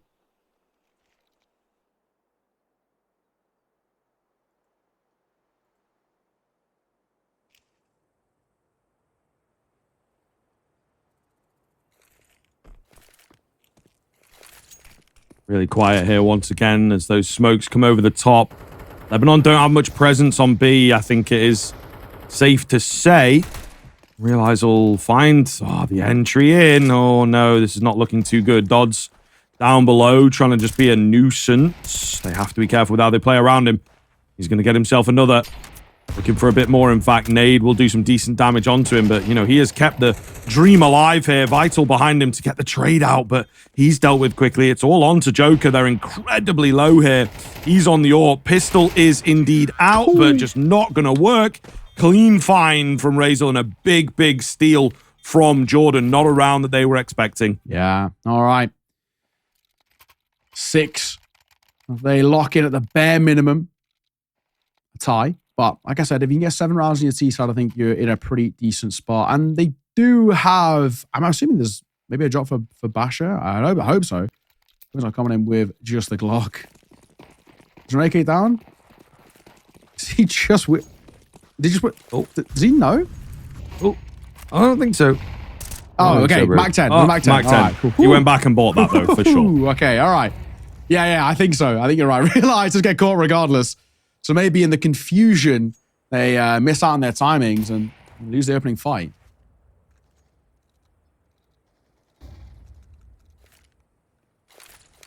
Hunter gets a bit of spam out on the A bomb site through the smoke, supposedly, but, you know, it looks like that smoke is not quite perfectly covering A mains. That's maybe why he decided to capitalize. 4-on-4. As Jordan will be looking to steal away that 7-5 that you were talking about. You know, sort of a comfortable position. Not necessarily a bare minimum, but, you know, puts you in a pretty good spot. And I think that may well be the case here. Joker, again, unafraid on these peaks. Finds good timing. Looks good here for Lebanon. They will start to hammer it in. Just Razel and Bashar, they don't have a lot to work with. I think you can safely concede the bomb plant here if you are Lebanon. That's exactly what they're going to do. Oh, okay, I was going to say that spam felt like it was pretty on the money. Second time of asking, he'll get it done. And there you have Lebanon cleaning up, giving us a 6-6 half. Yeah, not bad. We had a 10-2 first half in the opening map. We then obviously had the 12-0 in map number 2. So at least this one is competitive. Two individuals really shining. Dodds and Hunter, respectively, on each side. Maybe waiting for one or two others to kind of join the conversation. But a good half for Counter-Strike nonetheless. And coming down to one left to basically decide. Again, this could even really impact who qualifies to LAN. So it's massively important. Both these sides are really warmed up, flexing their muscles, and again, starting to look pretty clean in terms of how they're approaching. But first round would be massive here. If they can find it, if they can start to, whoever it is, right, build upon it and snowball. We already said that it's, you know, momentum heavy is such a big thing for them. Both of these two sides are so reliant upon it. Let's again look to see if they can deliver.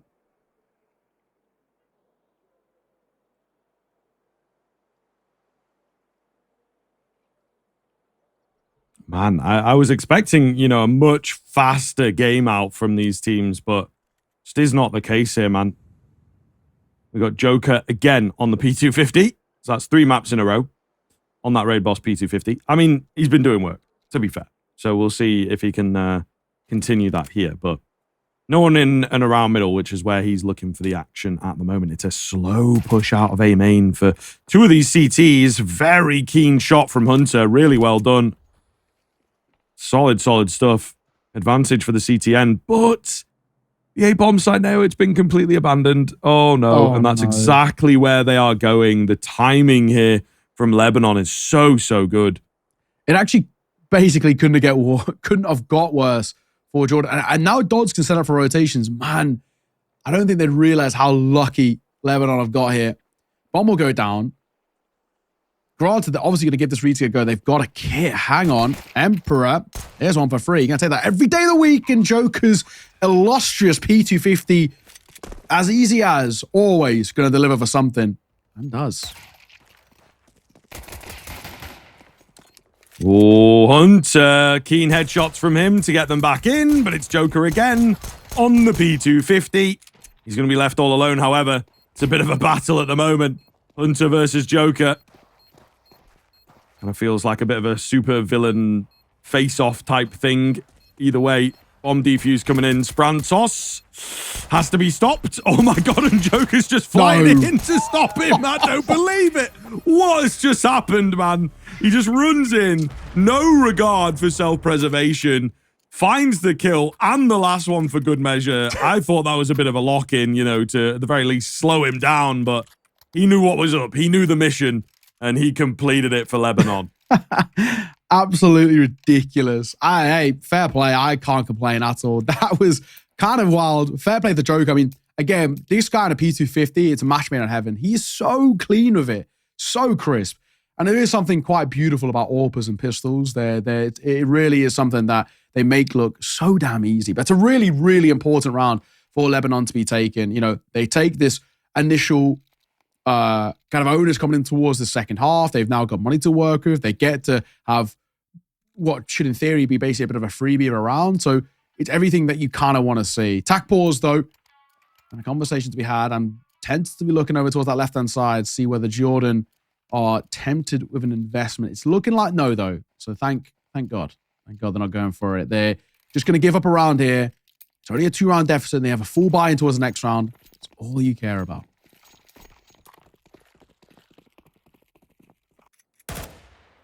Yeah, it's very true. I mean, it's got to be the way to go. Again, a map like this, just get those rifles working. You know, it's not like you need 5 million smokes for the B bomb site to load off the choke point or whatever. I think that's sometimes where the logic is, that it's like, sure, you can save and go for an early rifle buy, but is it really that good? Should you like half and half a force buy, have the round that you definitely lose, and then have a clean rifle? There's maybe a little bit more security in that method of buying, but I think on some maps, you know, it is a bit more nuanced than that. Yeah, this one. Yeah, I think you're right. I spoke to a couple of players, and one of the reasons in which they say that they like to force buy here is because they want to get their next 4-buy afterwards to have all the util around it, which, you know, fair enough. It makes sense, but, you know, it's just the stats behind it. You know what I mean? But either way, this one is a non-starter. A couple of consolation kills would be cool.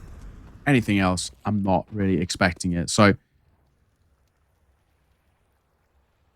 it's a slow one, though. 30 seconds. Decision needs to be made here, Lebanon fellas. Yeah. They managed to, you know, get the space over on B and get that bomb down, to be fair. So not really too worried. We'll see what happens. I think it might be a little funky in the end. Bit of a bloodbath, of course. Brantos got himself a kill, but that's all they're going to be able to find. Lebanon moving up to 8, looking pretty confident here in the early stage of the second half. If they can secure this one, right, I think they're pretty cleanly up to 10, unless there's a save that comes in. And, you know, we've not seen too much onus given to the saves, I suppose. Too much power given to the saves. So definitely curious to see what the vibe is going to be on this one. True. Got 1M4, 1 FAMAS or Sprantos, who takes a little bit more util. And they got fairly decent util across the board, actually, over towards Jordan's not too problematic. This AWP could be the key kind of difference maker. Realize, drop the nade now, and you could probably get, oh my god, a lot of damage. It nearly cost him his life. A shot, and he will fall away. A slower one again from Lebanon here. The big thing with them is they're expecting aggression out from Jordan, and they're expecting to take a lot of fights early. She's not going to give them those opportunities, and I think it's a smart way to play it. Yeah, it's fair enough, right? Really looking to send things here. Definitely feeling it. Definitely looking for that first kill and then burst off the back of it. Nobody in towards mid again. This is something that, you know, interestingly enough, we were having a bit earlier as well, where teams don't seem to really want to be putting actual bodies in at middle, at least early on. And it can work, but you have to be really, really on it. That smoke is only going to do so much. You're still denying yourself so much information around, you know, what is going on. And smoke will go down, and now there's 4 blokes on the other side of it. Like, I don't think you're really going to be expecting that kind of presence this late into the round, but we'll see. It's about to go down. Flash comes in. Razel giving the position up towards camera, looking for a good timing, but loses his head instantly. Hunter, the next one to go down. Oh, man, and the hold has just completely fallen apart. Jordan with not a single look in. Basha, I mean, there's a few of them low, but yeah, no way it's going to happen. Lebanon move up to 9, and I talked about the save. They really didn't have an opportunity to save here. But again, maybe they did. You know what I mean? It goes down to a 5v2. I think it's that player that's rotating in from CT. Got a dip, but just doesn't quite have that wherewithal to understand that the round is lost until it really, really is lost. True. Oh, Emperor, he'll be caught, but that is basically all that is going to be at the end. At the 3-round lead now. A little bit of a weird round, but I think all that really Lebanon will care about is they built up good stability now. This is a T side that starts to really kind of roll the punches a little bit. And, you know, for Jordan, they're kind of running out of opportunities, in all fairness. You know, they're not going to be too much of a buy here. or at least expected not to be too much of a buy here. So then we're looking at maybe if things continue this trajectory, 2 full buys, 1 force buy. It's not a lot of opportunity is what we're trying to say. Lebanon are creeping closer and closer to seeing this one off. They have invested into another M4, however. So it's a double M4, 1 saved, 1 hero buy, which again is still pretty risky, seeing as the long-term funds aren't exactly fully fleshed out. And, well, it doesn't start off well for one of the pistols. And for one of the rifles, as Bashar gets caught too, but at least the M4 is scooped back up. It's true. Maybe they can make something of that. They just kind of have to guess the right bomb site at this point, which is a little tough because Lebanon not really giving them anything, especially, you know, there's no reason for them to do so. It looks like the bomb is actually going to lean more on the A side of things, but not fully confirmed just yet. We'll see. We love this boost on B. I don't think it's going to see too much action, unfortunately.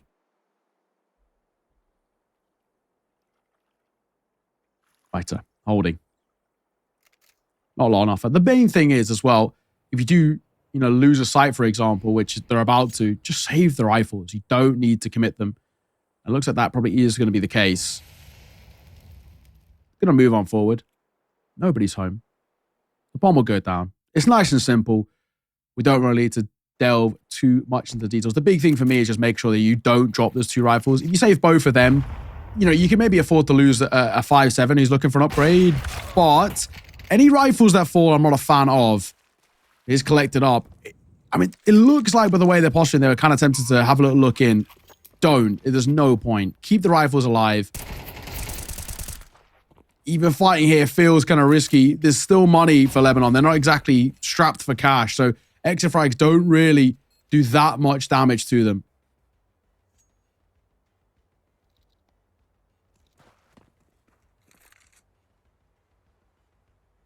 I think they might be on the look here.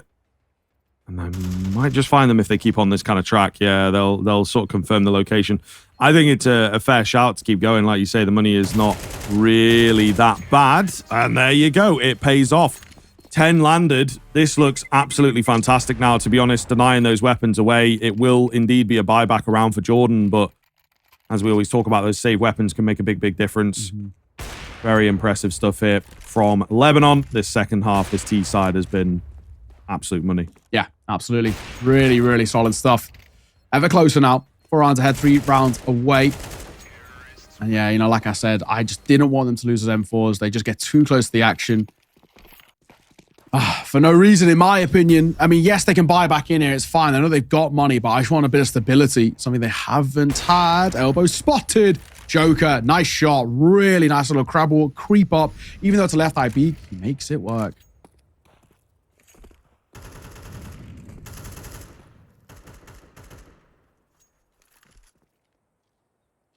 What is the response going to be from Jordan then? This feels like last chance saloon for them now. Mm-hmm.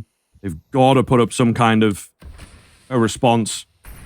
And I don't know if just, you know, resting on your heels as you have been is really the way to do it. Hunter loves a bit of A-main. Absolute menace over here on the T side. Not quite the same sort of impact on the CT side, but he's gathering some info there. But there's not really that much presence. In the same vein, Lebanon playing really far back. They don't need to get in the face. This is kind of what you want to see. We got Basha and Sprantos pushing in. They're going to bail on the two-man move, which is completely fair enough, and Basha's going to start working his way in for a quick flank.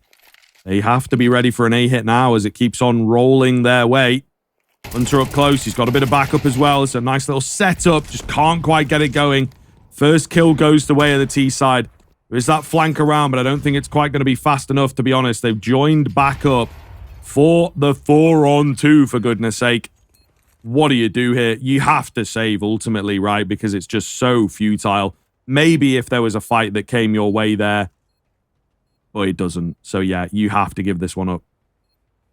It's right. And I think now what we're talking, probably one true full buy left, right? I think is that what we're probably assuming here? This next one, maybe not so much. And then you're playing for overtime.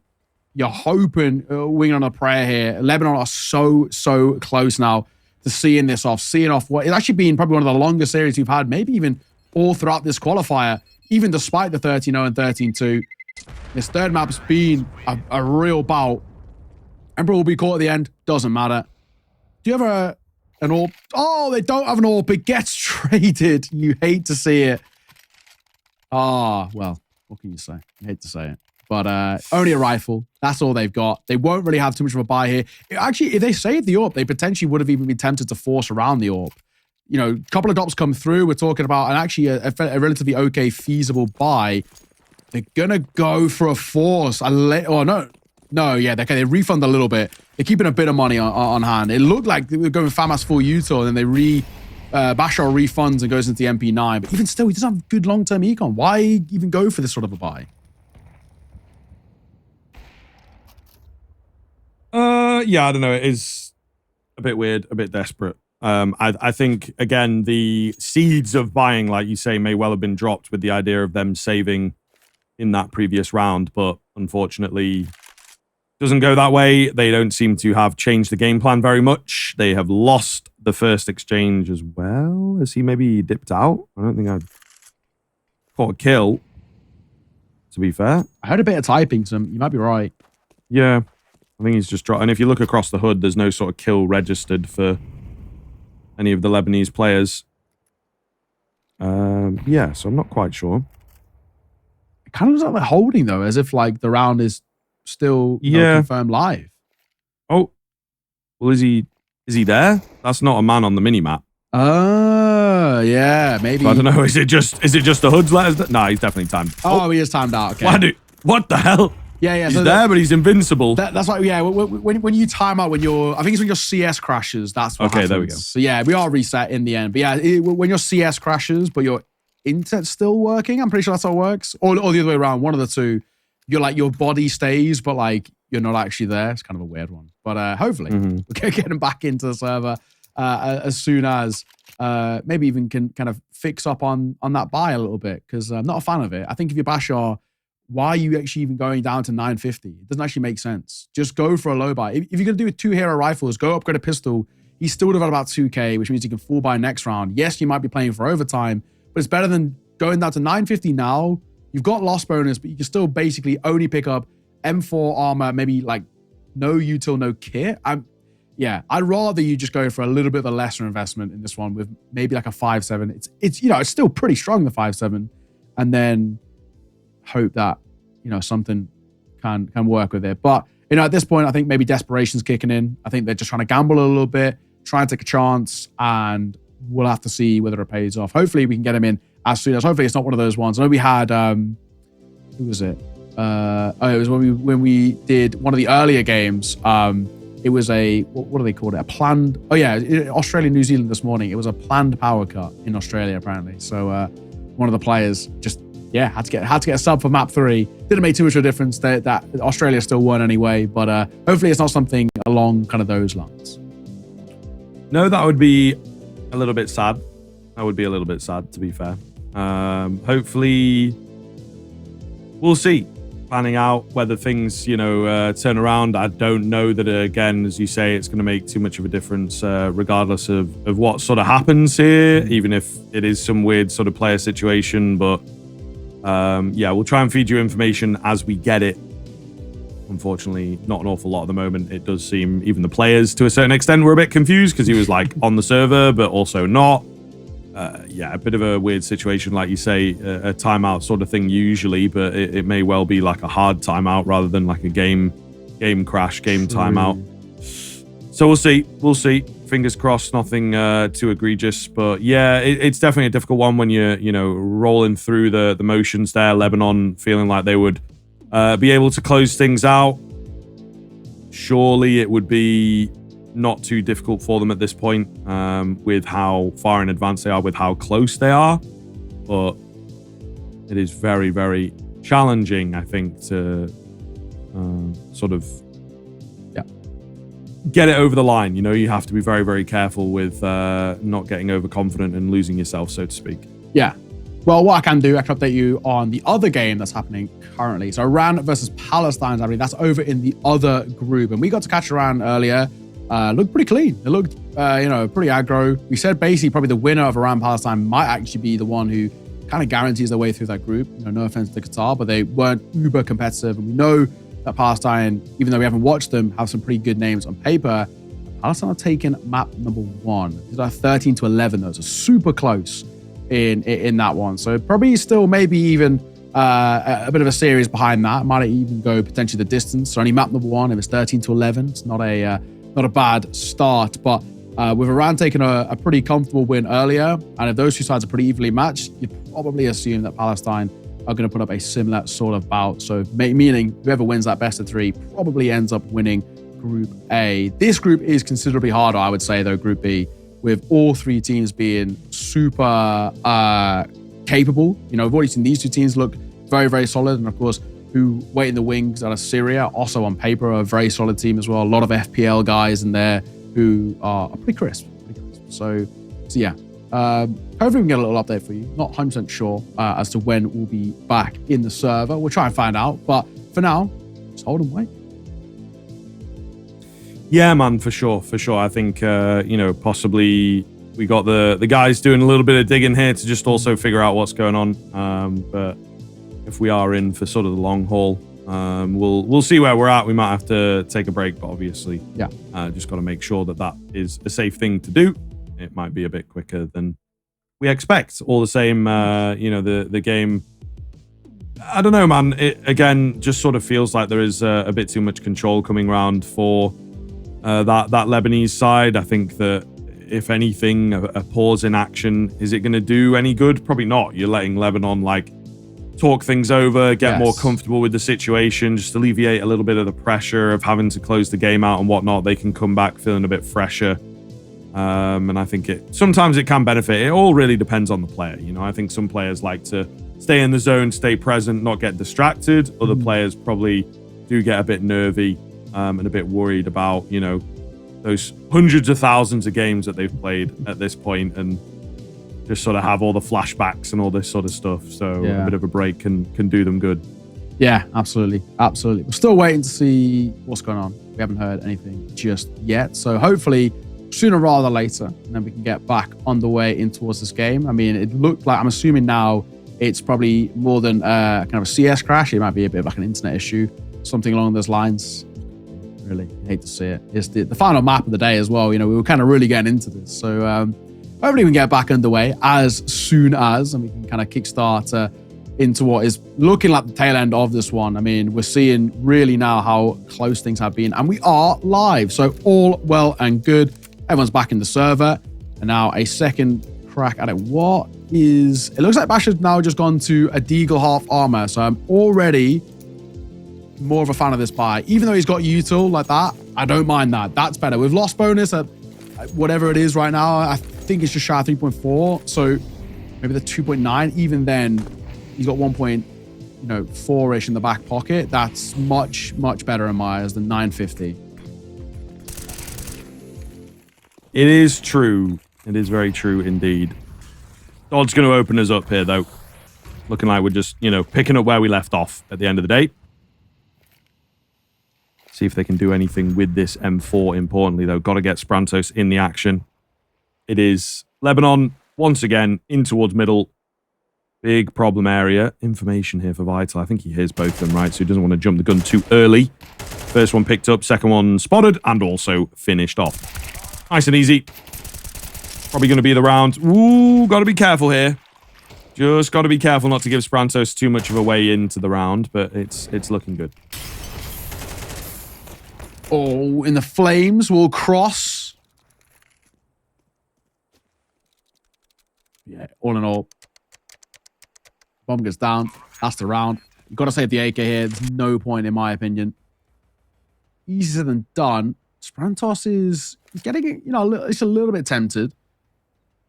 He has Bashar close. I mean, even looking in here, why? You know what I mean? I'd much rather have an AK into the next round.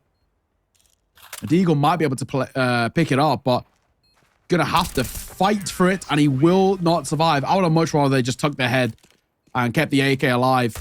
But, a couple of decisions like that have left us questioning maybe a little bit. 12-6, regardless. Lebanon find themselves one round away now from seeing it over the line. And I mean, Lucas Francis now, he had an AK, didn't save it. Now he's only got an MP9 in this round. I mean, life would have been so much easier. You had an AK. Just go run away, save. Would have had plenty of time to do so. Opts against it.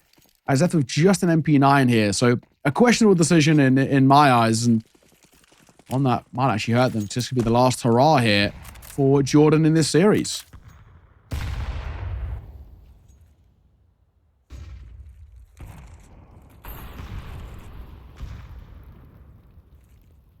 Joker on this AWP. He's been looking absolutely fantastic on this map.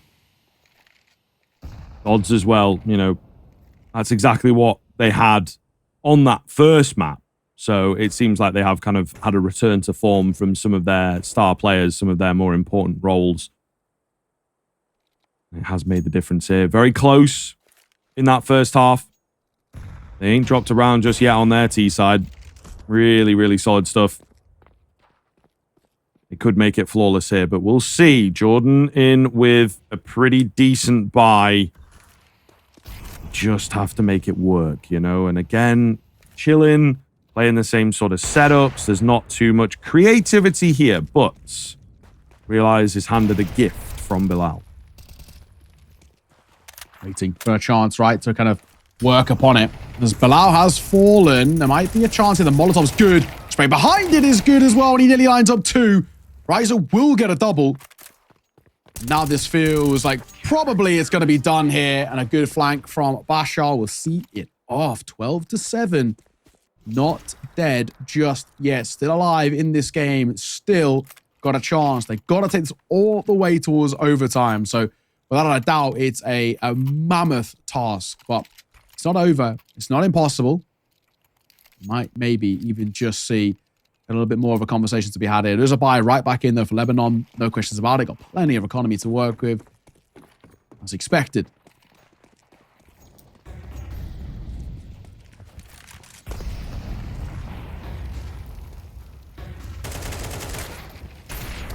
Odds, entries in. Oh, moving fast. Yeah, I mean, listen, man, those mollies, these new CT mollies really don't do a lot of damage. I gotta be honest.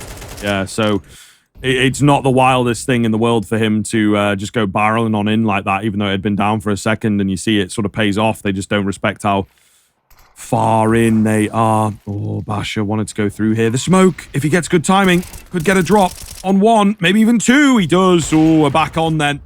However, Joker late lurk with the AWP. Who's ever going to expect that? He spotted out another one here. Just try and sort of keep the attention ultimately, right? Wind that clock down. No need to give your life away needlessly. But the fight still comes his way, and he will indeed still win it. All down to realize to keep Jordan alive here. They know where he's at. Naded out. Flashed out. No time to work with Neo. And they are not moving. They'll go in. Nice little double peek to get it secured.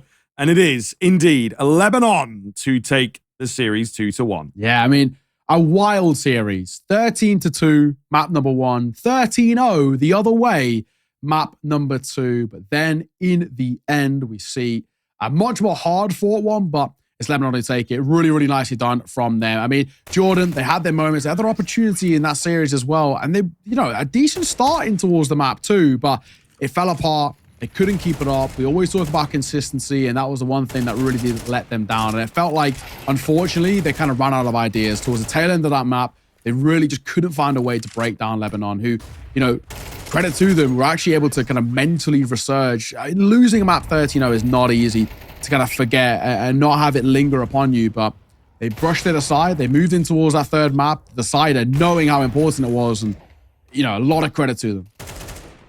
Yeah, absolutely, man. Absolutely. You know, a lot of resilience, I think, from both teams there, and both showing what they are capable of, and indeed giving us a pretty interesting game to go over at the end of the day. Very, very cool game. Very cool game indeed. But I think, yeah, it just felt like, you know, Lebanon, when they were on it, they've got some great individuals here, and their retakes in particular look very coordinated, right? But I don't know, just a weird one with Ancient. I think that they got a bit overconfident. Then the game got away from them, and they just needed to take a moment, needed to take a pause. I think I kind of mentioned it as well on that map, that it was like, you know, maybe we got to take some pauses here, but they just weren't really paying all that much attention to the deeper game, and then all of a sudden, I think they woke up and it was like 8-0, 9-0, and it's like, it was a bit too late by that point, you know? So, weird sort of scenario, but they really did pick it up, and they have a few parts of their game. That T side of Anubis, really clean, some great ideas, very, very coordinated again. But yeah, indeed, maybe a few maps, maybe a few sort of particular halves, particular moments where they just don't quite have the game built up just yet as a team, as a squad, but it will certainly get there, I think. Yeah, no, exactly that. There is, at least, you know, you can see the idea behind the composition, and their second game as well could be a pretty spicy one, you know, with Syria coming through. But I mean, all in all, I look at this, and that's a massive win for Lebanon to be taken. They, even with that win alone, potentially could be enough to qualify, depending on round difference and all the rest. But, you know, it means that they're basically one more best of 3 away from guaranteeing that spot, which is in itself pretty sick. 13-7 is how it ended in towards map number 3. Dodds, again, a really good showing out of this guy. He was actually pretty good all the way throughout the series, especially map number 1 was also very solid from him on the rifle. Joker, no questions about it. Pistol God, Orb God, showed it in the server too. And even though Lebanon maybe didn't have as much depth down the scoreboard, they didn't actually need it. And then over towards Jordan, it was kind of a bit of a one-man show for the most part of Hunter, 17 to his name, which isn't too shabby. But honestly, I'm impressed with both sides. I think Jordan at least kept that competitive for the most part. I just think a few kind of questionable decisions in terms of economic buys that they went for, a few in terms of maybe the saving. It happened on a multitude of occasions where they should have been saving to kind of go back again towards the next round. They didn't, and it broke their economy. Those are just small mistakes that happen within teams where, you know, a bit more time together and you can actually, you know, clean those up relatively easily. Oh yeah, absolutely, man. I think, you know, it does come down to just being prepared for that and just having it as that protocol in the back of your mind, rather than having someone have to say it or have the round really sort of spit it in your face that it's like, yeah, you're definitely not going to win this one now because there's only 1 or 2 of you against 5. You kind of have to, when you go down to 3 or when you lose the bomb site initially, that's when you have to be like, okay, it sucks, but let's swallow it. Let's, you know, get out of there and give it a go in the next round, right? We know the econ's not good, etc., etc. There was just it's little tweaks in places, you know what I mean? And the protocols are just not quite as hot as some of those maybe sort of European teams that we're a bit more used to. So it's kind of fair. It is the way that it goes, but yeah, a few things in there to maybe improve upon, and we'll see. A lot of these guys, we've got them listed, not really playing out in any pro teams or anything like this. So maybe they just sort of stick together and roll through qualifiers as many as they can, particularly for the major here, because you know, it is the last sort of open circuit on the major as far as we're understanding. We're not quite 100% confirmed on that, but that's kind of what we're reading into from these changes to the RMR at the very least, unless they announce some kind of new open circuit. So yeah, why not give it a hell of a go here? Yeah. And, you know, see if you can make it to Shanghai. Right. No, nothing to lose. Nothing to lose. I think we're going to be getting an interview in just a second with the coach over in Lebanon, which is Aeneas. Cool to kind of speak to him. See, actually, it'd be kind of interesting to see what the preparation's like for this side. Having a coach, and we saw, you know, this is in this series, especially that third map, more pauses than I've seen in any of the other kind of games that I've had across the all of the qualifiers within Asia. So it'd be cool to kind of see, yeah, what the preparation's gone, you know, into a side like this, and of course, you know, what it means to them, right? What would it mean to qualify towards a LAN? I mean, it's a big thing representing your country at an international LAN, and maybe even as well going through that in towards Riyadh and all the rest. So yeah, cool to speak to him. Hopefully we can get him in as soon as. Yeah, hopefully, man. Hopefully, you know, it'd be good to chat. I know that, you know, getting secure on the comms channels can be a bit of a task sometimes. So, you know, we might just have to fill a little bit while they sort of figure that out. But yeah, there's definitely, you know, there's loads of interesting kind of avenues of questioning that we can go into around, like, yeah, what does the prep look like? Have you played off against these teams? Is there anything to sort of work with? You know, were you expecting certain types of maps? It's really, really interesting, you know, about whether these guys are coming into this with a lot of prep and a lot of time, or, you know, do they have sort of lives outside of this that they really have to focus on? It's difficult to say. True. It's true. Hoping as soon as, while I can do this, actually, I can go and check out how that other game is going. That one's a pretty important one as well, in basically seeing who qualifies through the other group. And so far, it doesn't give me live updates, sadly. So I can only tell you after the map. The map's not ended yet. So for now, hold on. That one's in progress currently, which is Iran versus Palestine. Basically, winner of that books their spot, more or less, coming through in towards the next stage. Sadly, though, we've just had the information that the interview will not be happening. Couldn't get them in time. So it's not the end of the world. I'm sure we'll get a chance to speak to them another time. But for now, after what has been a long old day, in all fairness, we are going to end things here. We are back again tomorrow. We got the CS2 women's stuff starting tomorrow, so it's going to be a pretty cool little change up. We're looking forward to that one. But for now, we are going to end it. Thank you for joining us. It's been an absolute pleasure. And until next time, see you soon.